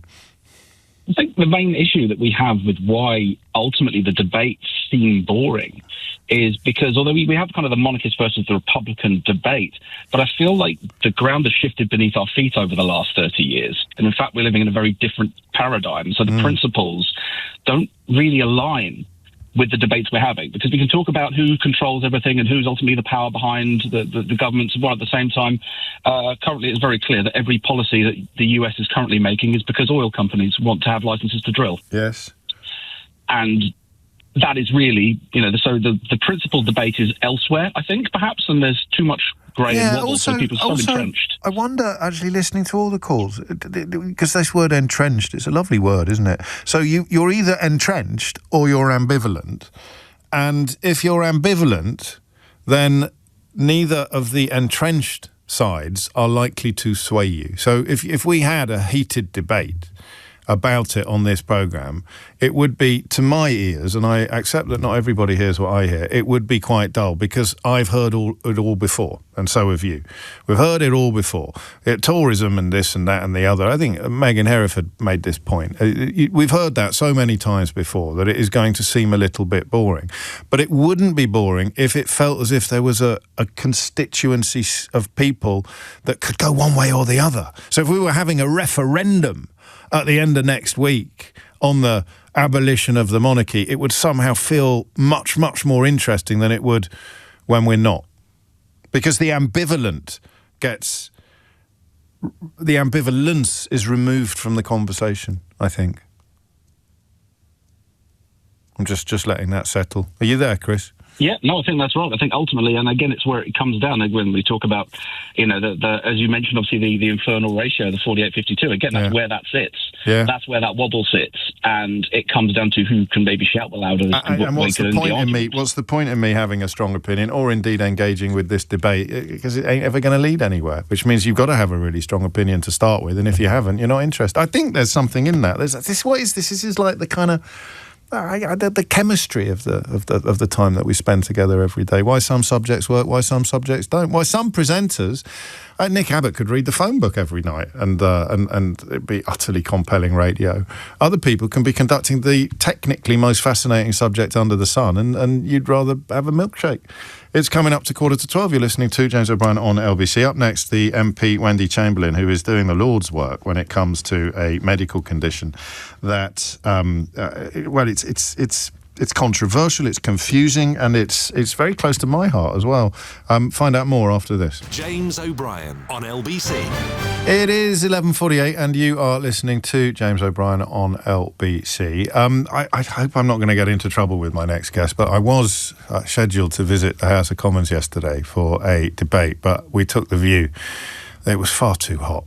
And so we didn't go. Happily, the debate unfolded anyway, led by Wendy Chamberlain, the Liberal Democrat MP for North East Fife, and crucially chair of the all-party parliamentary group on PANDAS. Now, if you haven't heard of PANDAS, you probably have, if you think you haven't. If you read a headline that says things like, Jack's parents were told he was autistic, in fact he has a little-known condition that can be triggered by an everyday infection and cured by antibiotics. Not quite cured, but that's the Daily Mail, for once, doing something of which I heartily and completely approve. It's drawing attention to a condition called PANDAS, or PANS and PANDAS, an infection-triggered autoimmune neuropsychiatric condition. And Wendy was leading the debate in Parliament yesterday because there is some movement on this that is largely positive, but we want more. What prompted your interest in the broader subject, Wendy, to begin? Thanks for having me on, James. Always a pleasure. I think, like any MP who gets interested in this condition, it's usually because a constituent gets in touch because they are struggling to get help and support for their child, both from a medical and indeed from an educational perspective. Because one of the things about this condition is the sudden onset of the symptoms that young people who get it experience is just pretty devastating for a family. It's OCD, it's tics, it's food avoidance. It's just basically absenting themselves from everyday life, from schooling, where they've normally been doing quite well. And the infection trigger that you described, it sometimes can be a few weeks after an infection. So it's very difficult to put two and two together. So I had a constituent who basically was struggling for support. I got involved. They were fortunate enough to have the means to go private to get the right antibiotics and support.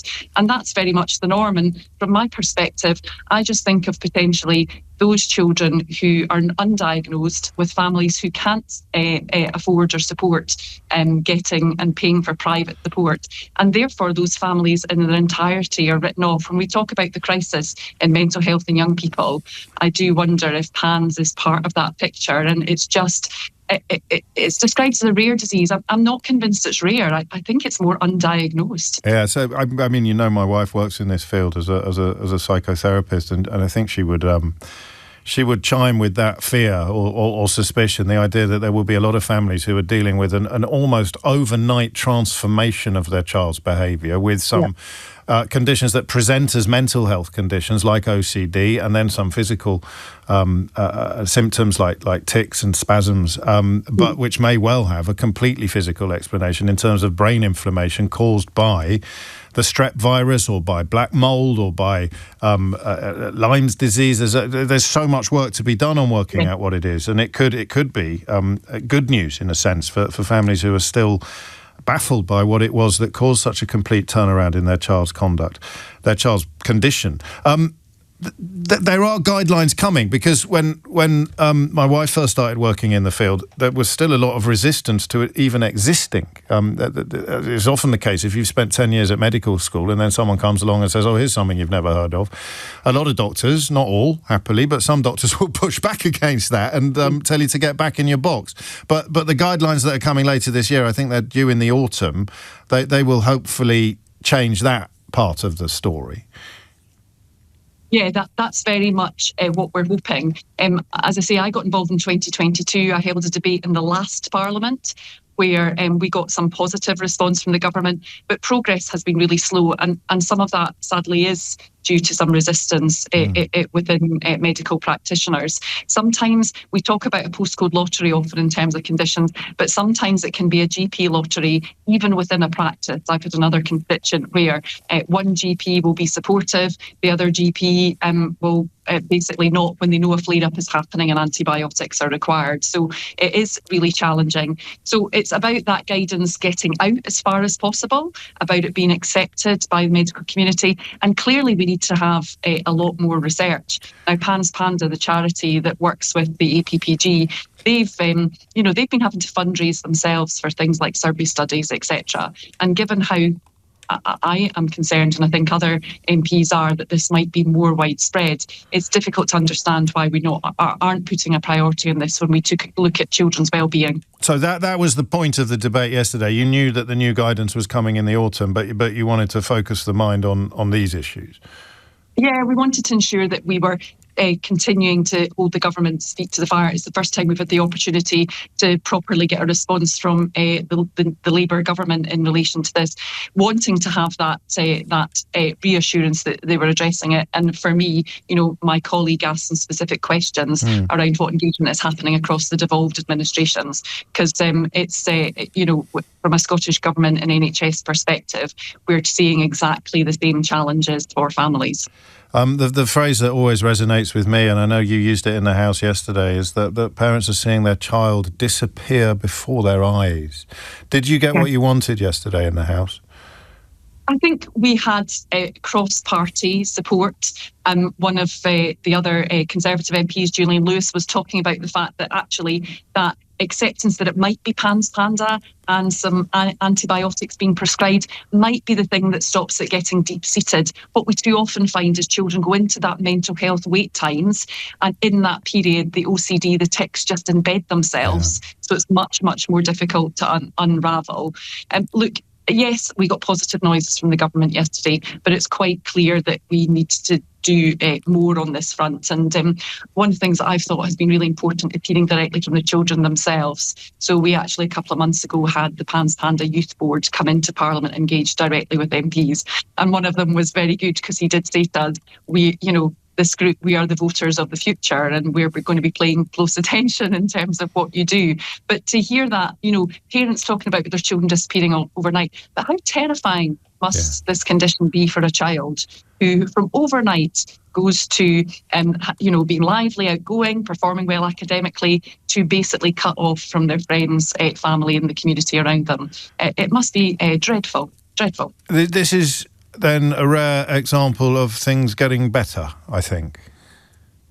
Slowly. Too slowly is what I would say. But yes, it feels like we are finally seeing some real consensus and real movement. But for those families who, as they can't seek private health support in order to alleviate this condition, there is so much more that we need to do. And in fact, it's a cost-saving aspect as well, isn't it? Of course, because if you spend that money now, then you're going to save a fortune in the long term, as with so much of your world. So much of politics, Wendy. It's a funny one, isn't it? A final question. There will be some parents listening to this, and possibly some people listening to this, who are hearing bells ring in the back of their brain. What do they do now? What do they get in touch with the charity? I think I would recommend that in the first instance, certainly engaging to see that the different resources they have that are available.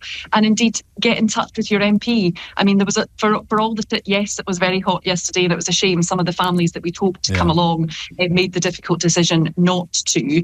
There are a lot of MPs who are engaged and interested in this work, and actually more of them will be so when constituents get in touch with them to highlight the challenges that they're facing. And for people who don't know, an APPG, an all-party parliamentary group, is a bit like committees. It's where, in many ways, our parliament is at its best, at its strongest, because it works across parties, it works with common goals, whether to scrutinise or to frame or promote legislation. And so a quick shout, not just to you, Wendy Chamberlain, but also, as you say, to Sir Julian Lewis, who is, of course, a Conservative and judging by his comments yesterday, really knows his stuff. And Julie Minns, the Labour MP up in Carlisle, and I think Freddie Van Mierlo, the one of your fellow Liberal Democrats.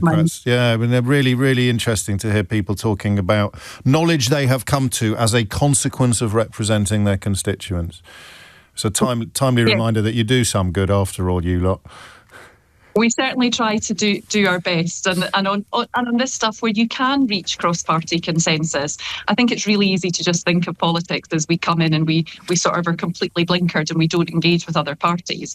For myself, a Liberal Democrat, when I started in 2019, there were 11 of us. You don't get anything done when there's only 11 of you without trying to work on a more collaborative basis. That's beautifully put. Wendy Chamberlain, thank you. Liberal Democrat MP for North East Fife, as you hear, also the chair of the all-party parliamentary group on PANDAS, which is, I think, I told you this a while ago actually, something that is going to become more and more familiar to people as more understanding is achieved. I'm going to squeeze in one more call, and given that was a Scottish MP, it's appropriate that we will take a Scottish call on the question of why those royal phone-ins don't necessarily sing in the way that most of our phone-ins do. Eileen's in Hamilton. What would you like to say, Eileen? Good morning, James. I think it's a brilliant phone-in because I was saying to your researcher there, as well as questioning each other and having a wide debate on it, it's made me question myself this morning and question my own opinions. Yeah. As a practising Catholic and my family is of Irish descent, fundamentally I am against the royal family. However, there's an element of we're not going to get rid of them. They are here to stay, so let's use them to the best of our ability.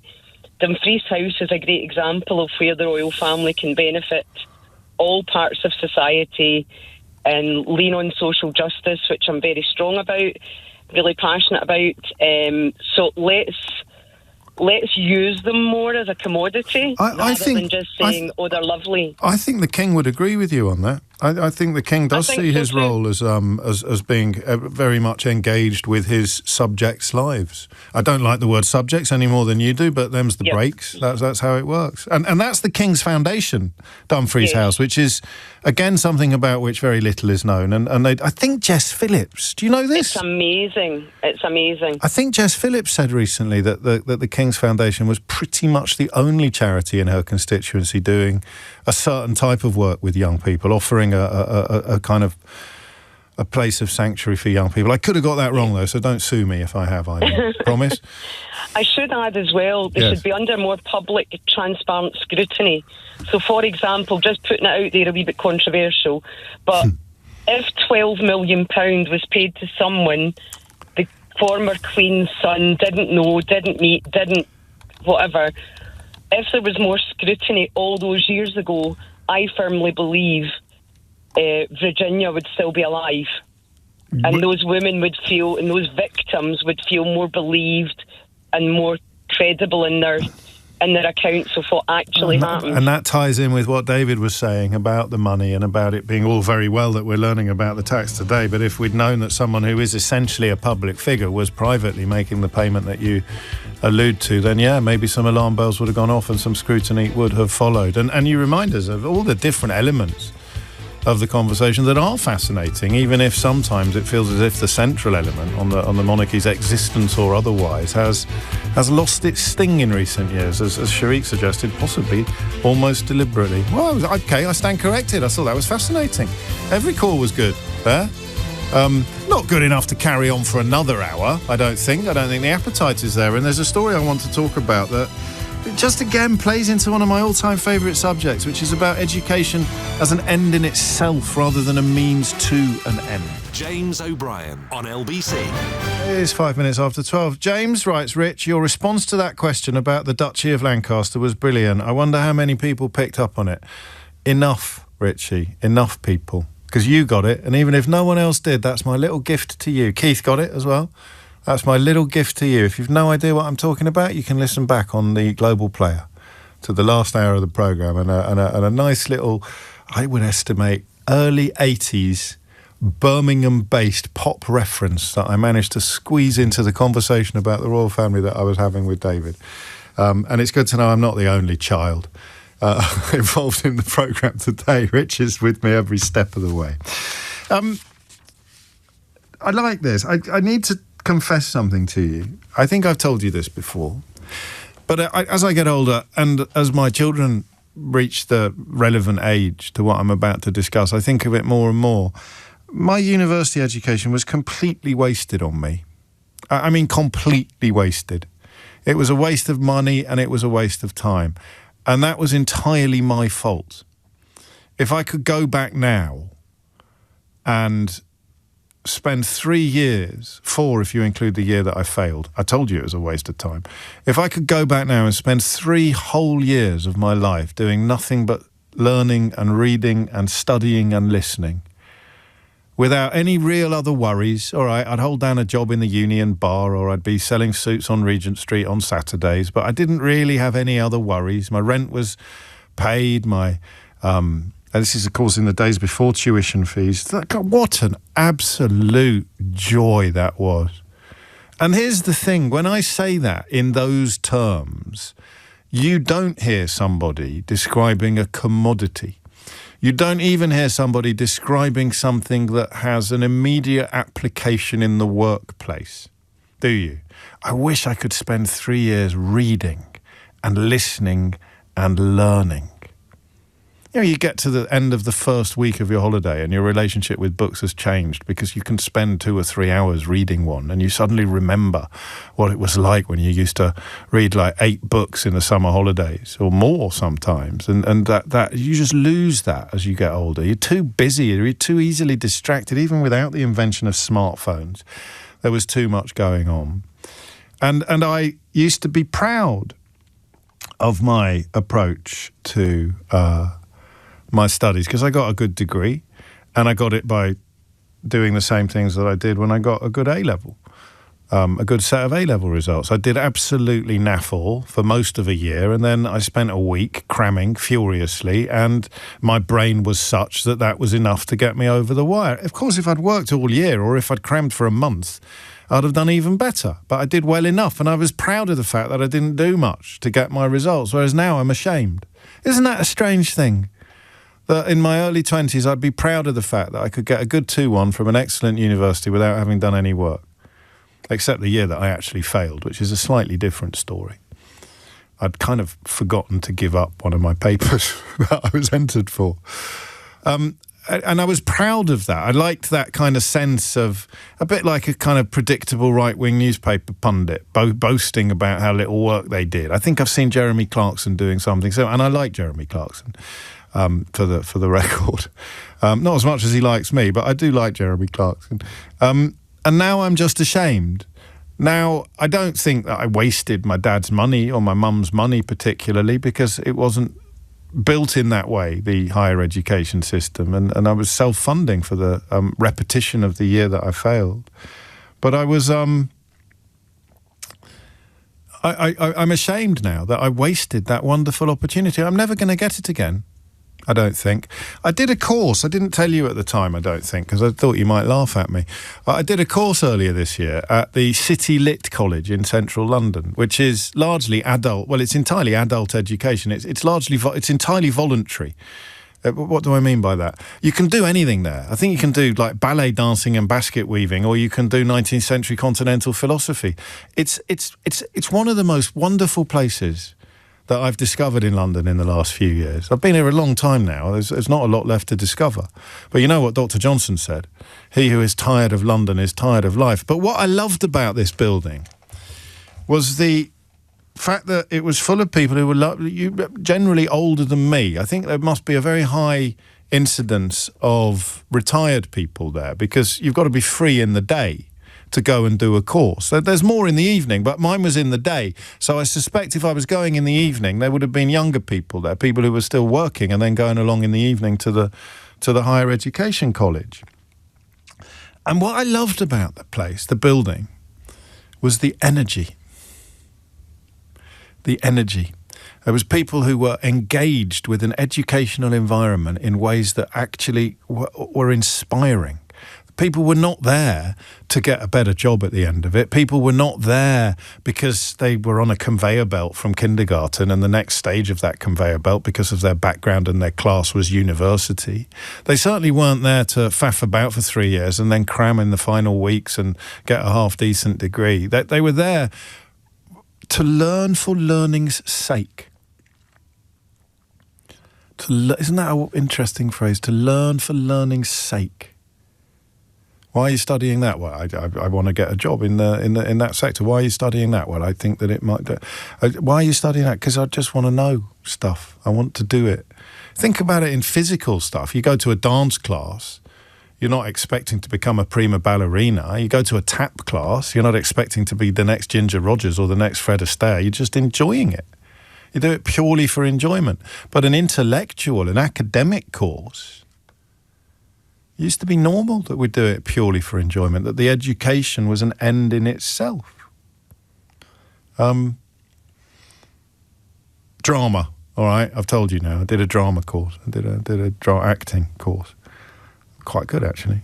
If you're very good, I shall do my... I did my audition piece for Eleanor the other day, and she just looked at me as if I was behaving inappropriately.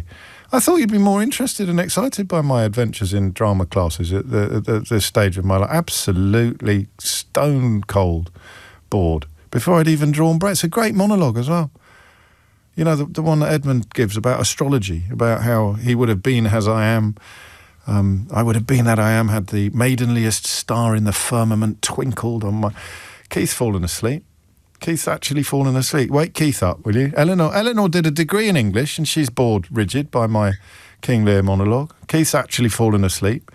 So I don't think I'm communicating the sense of energy to my own colleagues that I derived from that place, but I know you get it, right? That idea of people gathering there, making friends, but learning and studying.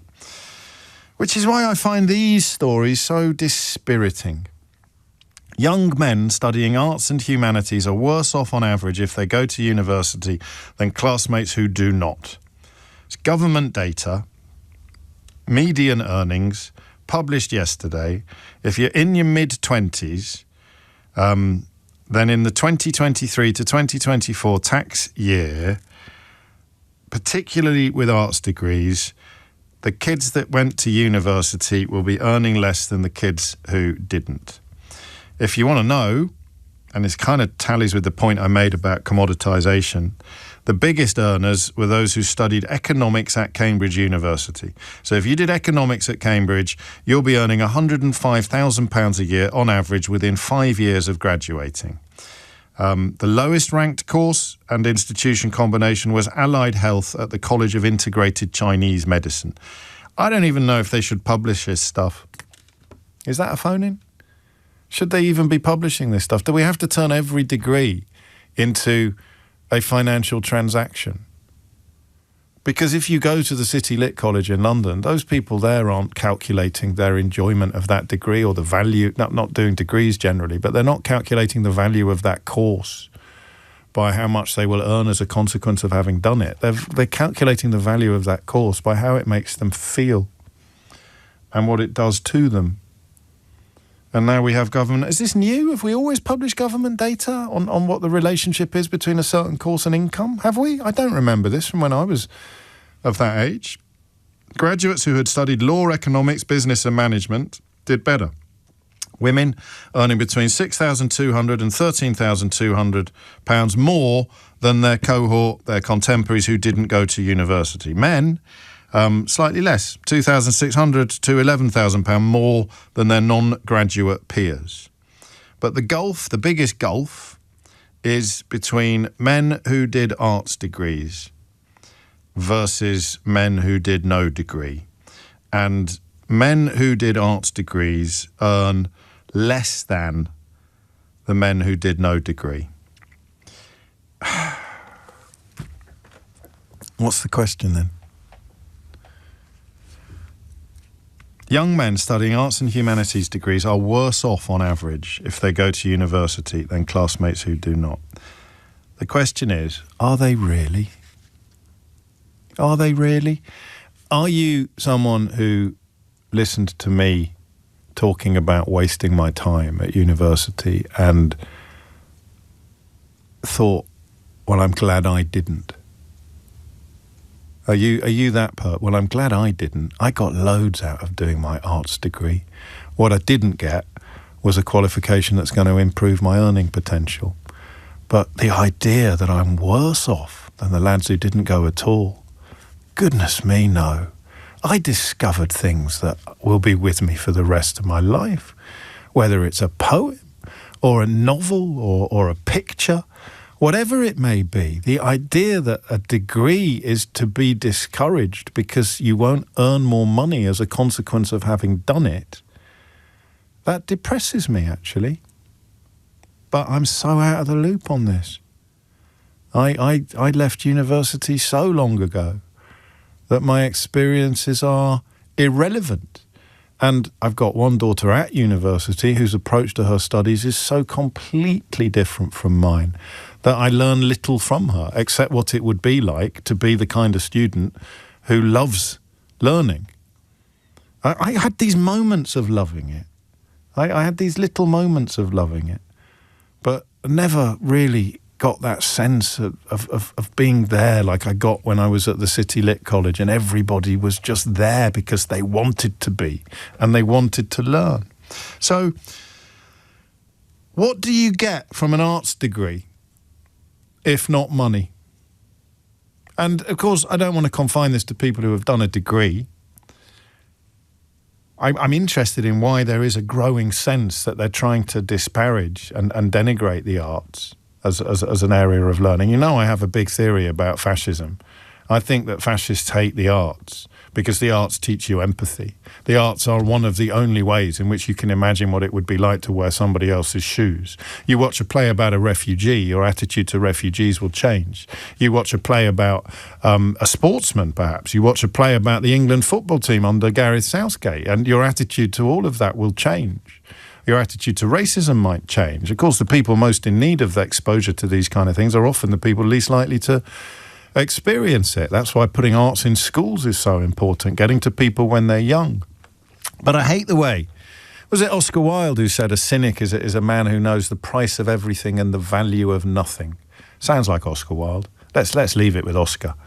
A man who knows the value of the price of everything and the value of nothing. Headlines like this, an arts degree doesn't pay for men in their 20s, looks to me, as a man in his 50s, like an example of knowing the price of everything but the value of nothing. So what do you get from studying the arts?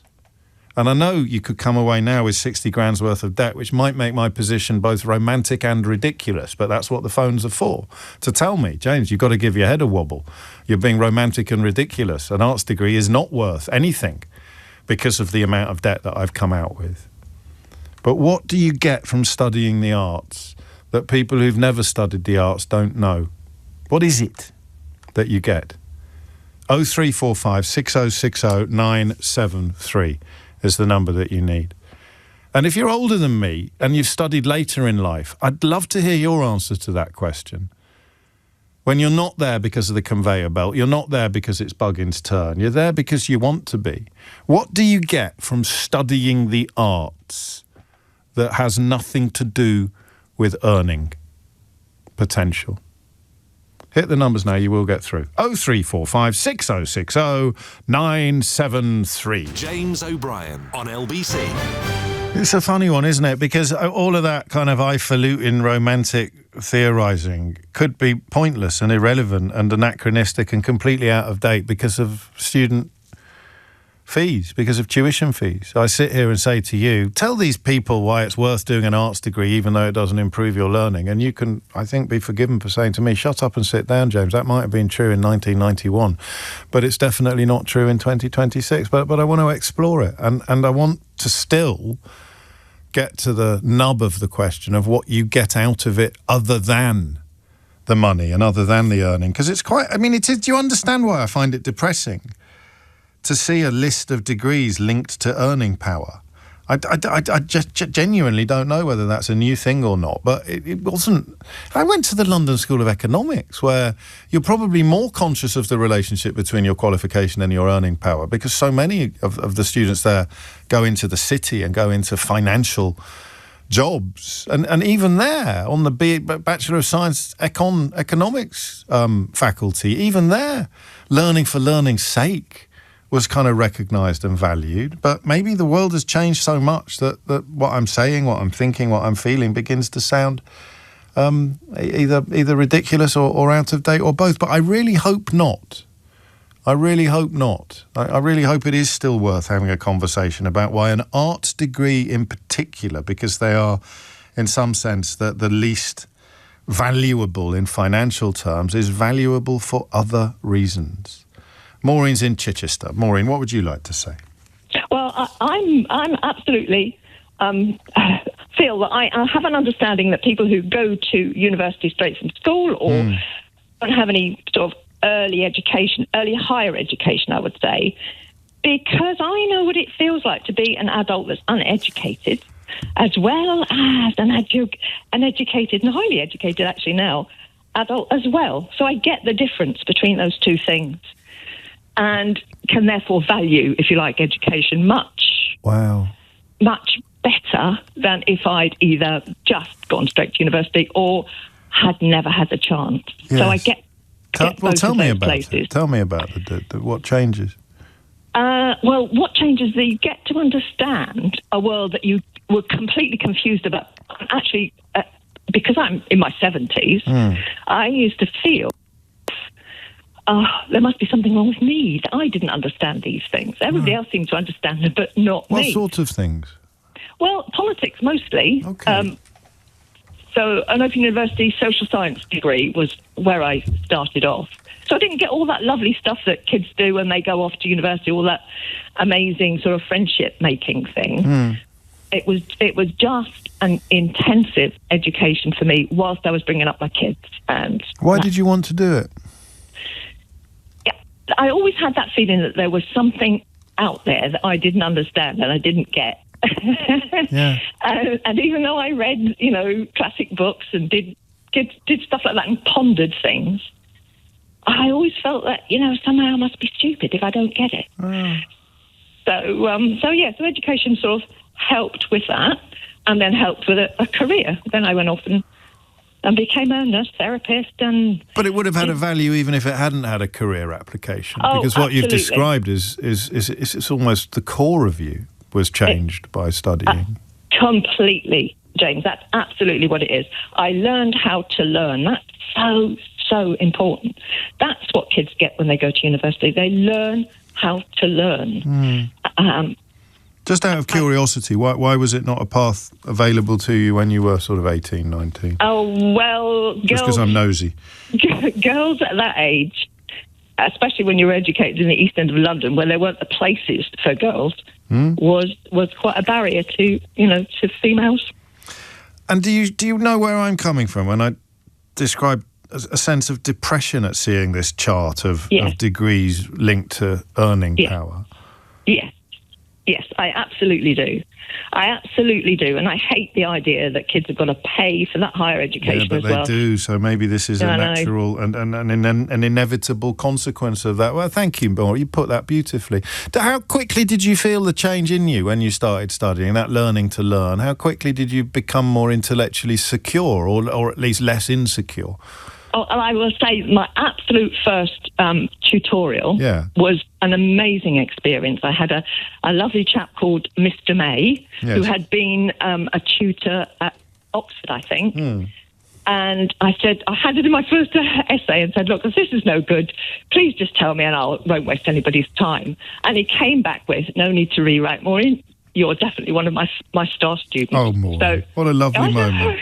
I know. Do you know who never would have said that thing you said to him about it possibly not being any good? A man. Yeah. It reminds me of callers to the show sometimes. Never get a bloke ever saying, I'm not going to be as good as all your other callers. And that's part of what you referred to. I wouldn't mention it otherwise, but it's part of what you referred to as the common experience when you were in your late teens. What were expectations, really? Casey's in Barnet. Casey, what would you like to say? Well, I'm slightly cheating because I didn't get a degree. I got a diploma in the 70s going to a drama school, which did a combined teaching course. And I thought, I'll never do teaching. And I'm 72 now. I'm still working. And, of course, teaching is part of that. And what I don't understand, we are all different. I value what other people bring, but I, like you, think learning for learning's sake and teaching children from 6 to 18 every day, giving them confidence, giving them a voice, letting them enjoy a variety of literature, being in other people's shoes, makes them human. What makes humans different from maybe animal species is our wanting to record our value of the richness of our culture. And that makes our life more beautiful and aesthetic and pleasing when we're doing those grinding jobs that some people have to do. And if you don't bring on the musicians, if you cut all the courses and you devalue drama and art and music, what have you left? The slaves for the planet. Flipping heck. I think you've killed the phone in stone dead, Casey. That's it. I mean, what can we add to this? Well, the Greeks and Romans knew they valued art and sculpture and plays. Do you sense, I'm just drawing upon your years now, if I may, do you sense that the direction of traffic is changing, that the discourse is becoming more negative about... I think there's a slight change because although the numbers for, say, studying music have really gone down and orchestras, okay, tastes change for sure. But you know yourself the richness of literature. I also examine, so I see children and different plays being performed, and we have to keep wanting to use it. I love diverse accents, cultures, and that is wonderful that we are getting that. But we have to support the arts if we are a civilized society. We have to record who we are. It sets us apart. Empathy is so important. I mean, I bet you're a brilliant teacher. Well, I enjoy it, and I get so much from it, listening to their ideas, Can you, and forgive me if this is an unfair question, I don't want to put you on the spot, but can you describe what happens to a child who hasn't been exposed to any of the things that you've just waxed lyrical about when they, thanks to the ministrations of a teacher like you, when they actually do discover them? Well, you often see children come in who don't feel their opinions are valued, or they come from a sort of strict situation. We know class sizes, they're going to reduce a bit, aren't they now? But, when they got big, they don't get the show and tell mentality, allowed to be excited about their experiences or a rock or a stone they bring into class, and allowed to say why it's important, that it's sort of not valued, and that their chance to speak aloud. So they're getting their parents to go to their university interviews, I've been told. I don't know. Yeah. They don't dare do that. So they answer the phone to the boss and they say, "Oh, sorry, Mr. Smith's in the loo." I mean, you mean young people sort of feel that they matter through the arts more than they would do otherwise, I think. I think it gives them a voice. It allows them a safe space to share their thoughts and opinions and ideas and to get excited about them.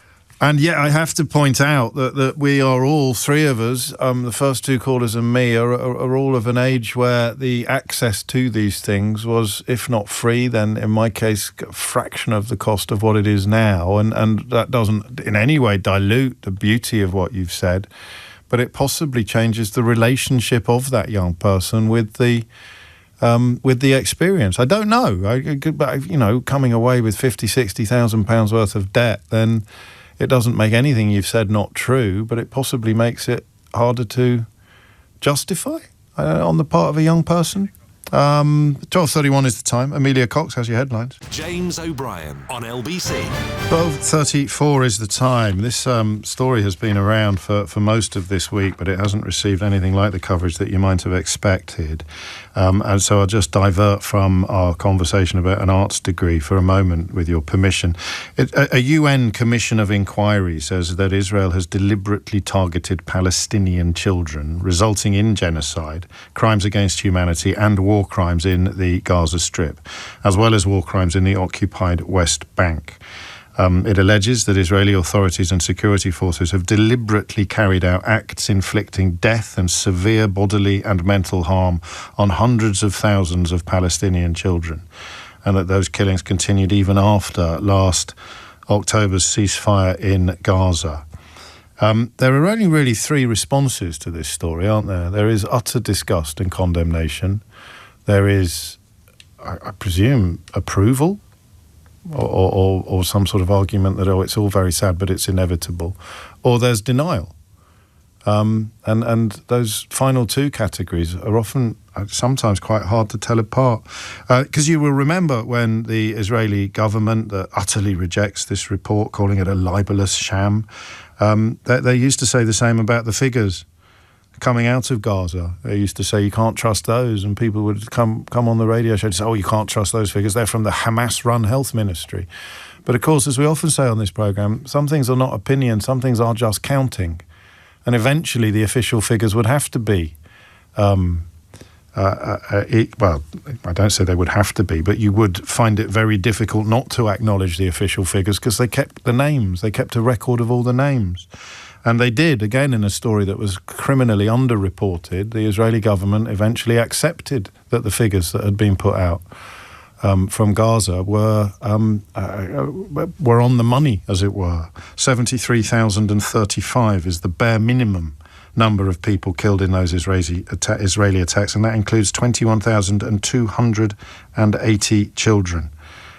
Those figures from the territory's Hamas-run health ministry, considered reliable by the UN, because as I told you several times, they kind of keep a record. They keep the names. So now we've got the commission accusing Israel of committing genocide against Palestinians in Gaza. That was a report last September that found there were reasonable grounds to conclude that 4 of the 5 acts of genocide defined under the 1948 Genocide Convention had been carried out by Israeli authorities and security forces.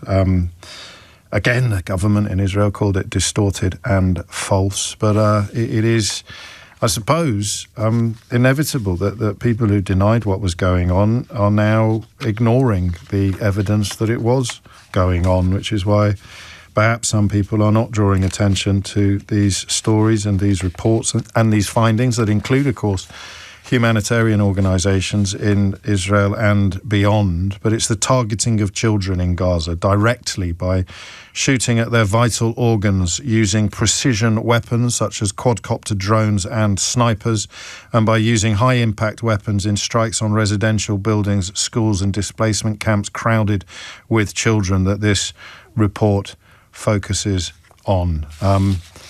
And as I said, maybe some people need the arts in order to develop empathy, and maybe some people will never have any empathy at all, because my coverage of these issues has been really kind of defined in some ways by the outrage some people seem to have at the sense of heartbreak at the death, equal heartbreak at the death of a Palestinian child or an Israeli child.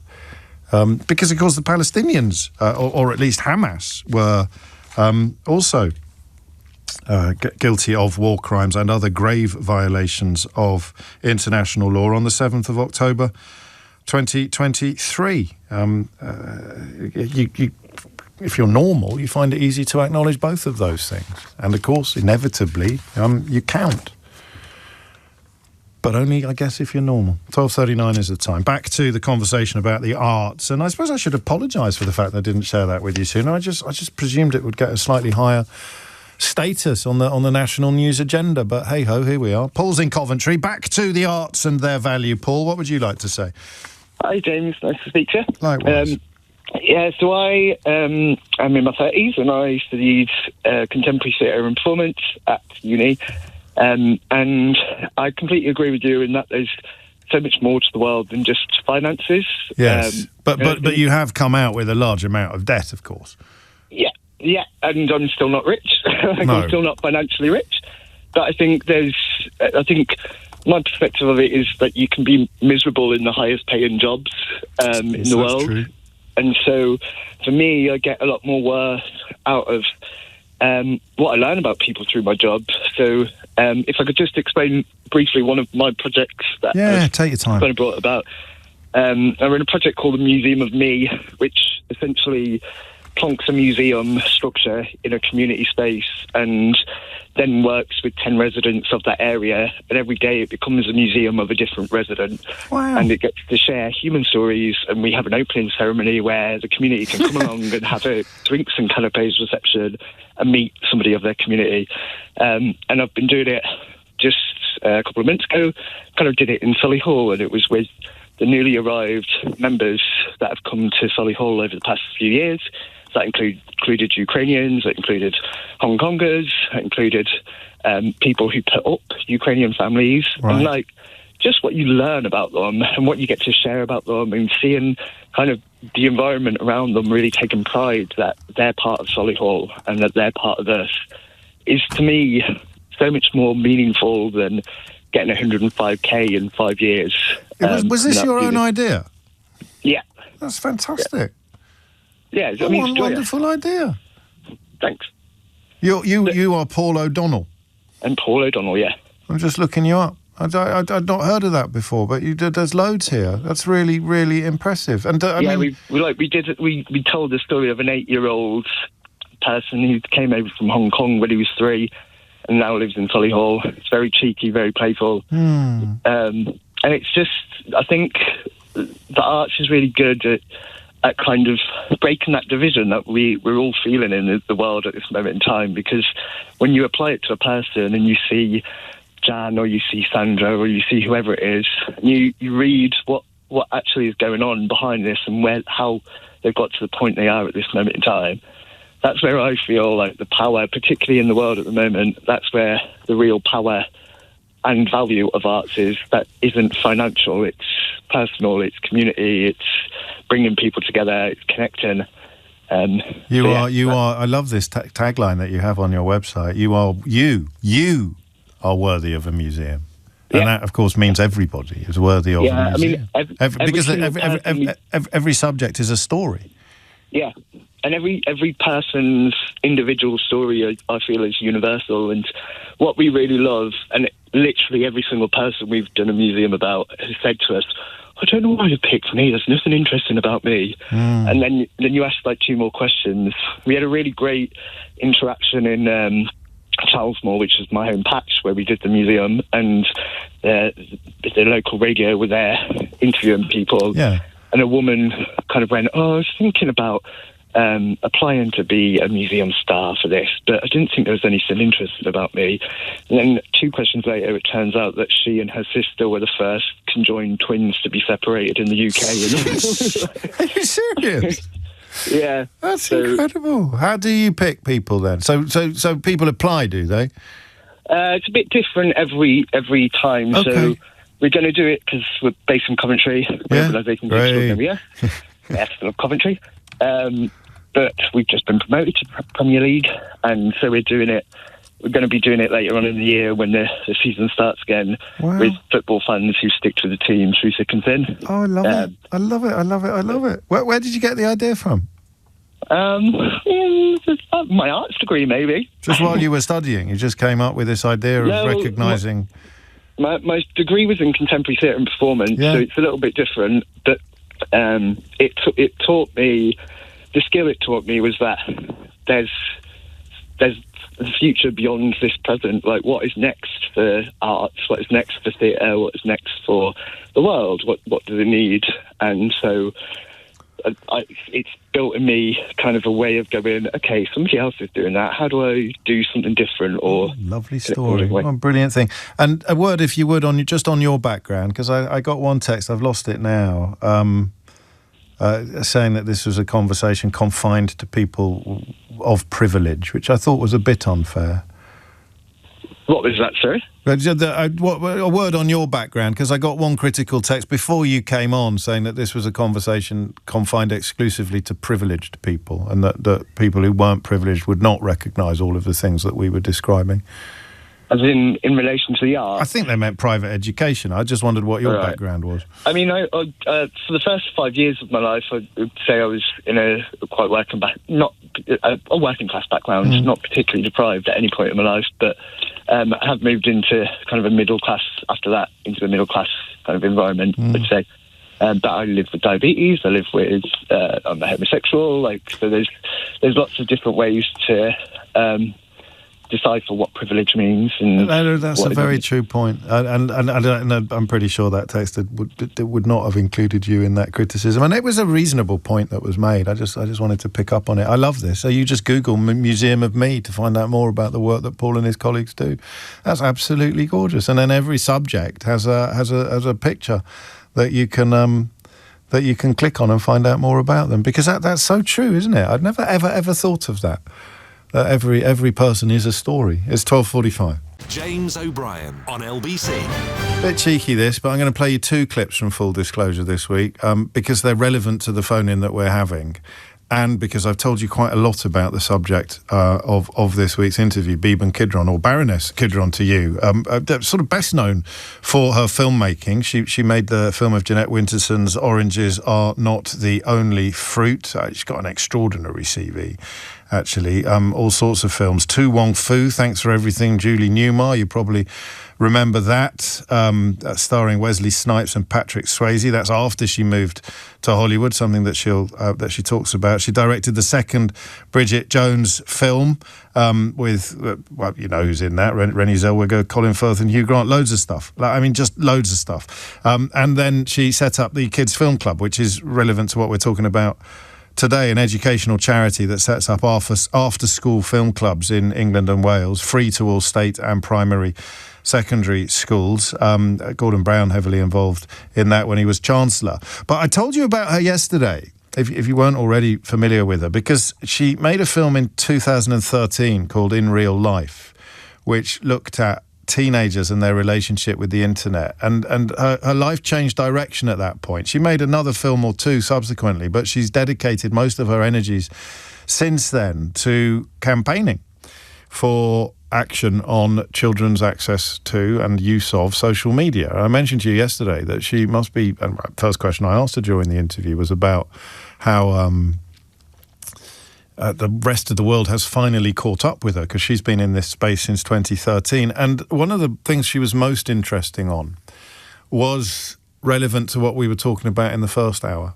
So how on earth do we end up with tobacco not being legislated against when its health negatives are so obvious? How on earth does the fossil fuel lobby continue to poison us and have support from politicians, some of whom are being paid, some of them are probably too sick to understand anything and don't even need to be paid? And I think that the social media scandal that has engulfed younger people right across the world probably has similar answers, and that I think was one of the questions I'd put to her, and that's what this was in response to. I had a chat with someone who was very, if I could say, you can't get any higher up in the security services in the US.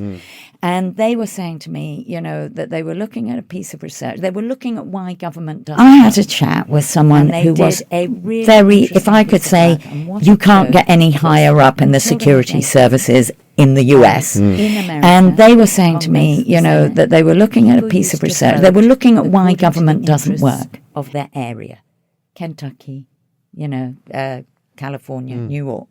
What would be good for their constituents? And they were ruthless because they wanted to be re-elected. Yeah. Since the mid-'80s, they have consistently voted for what suits the top 10% of earners.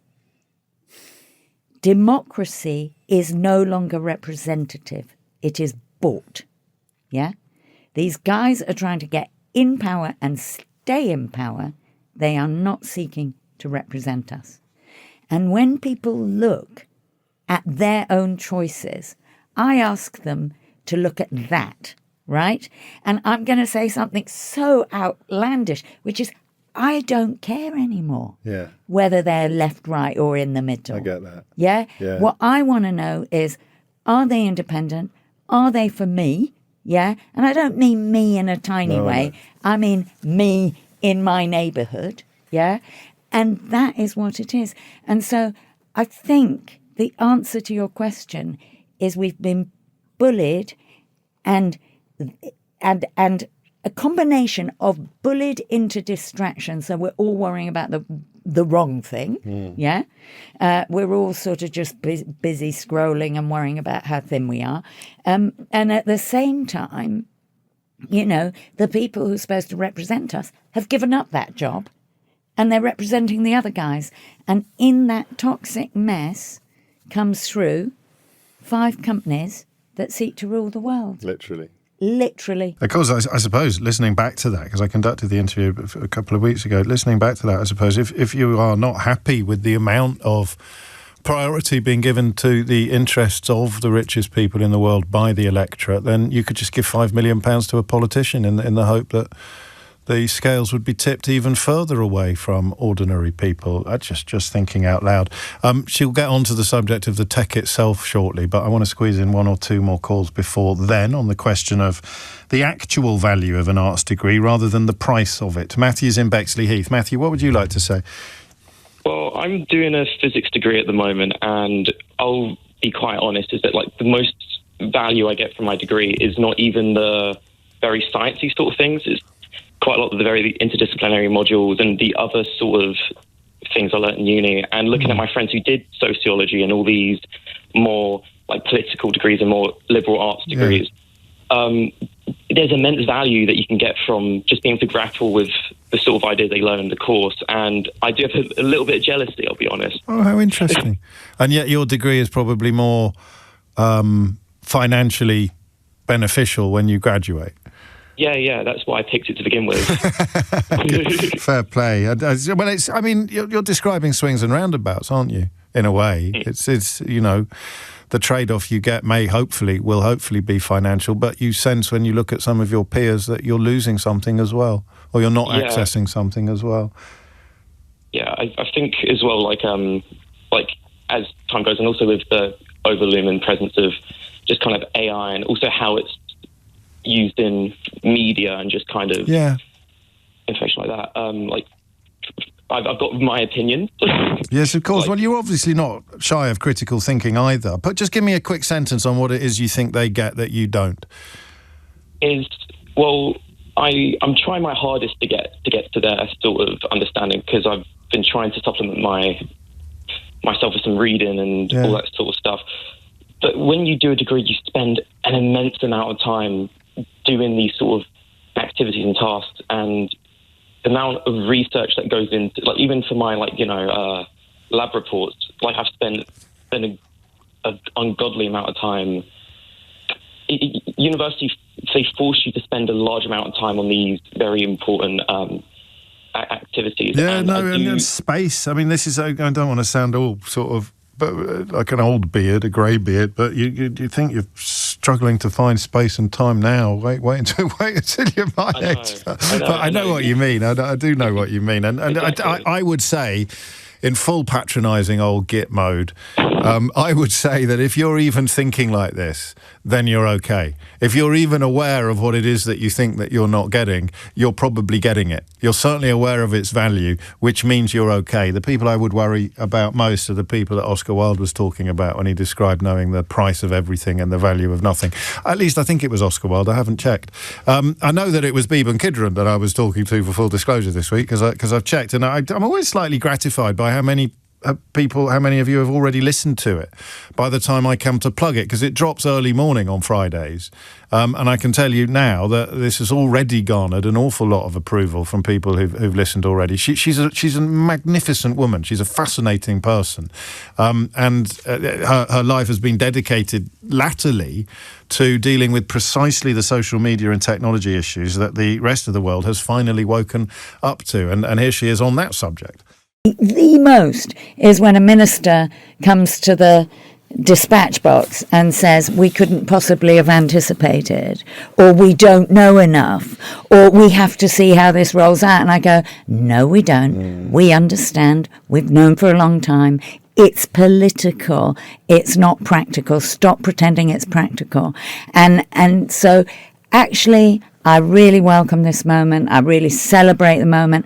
I think that the public anger about AI, the parental anger about social media, the fury of young people about where their jobs are going, I think that's really proper.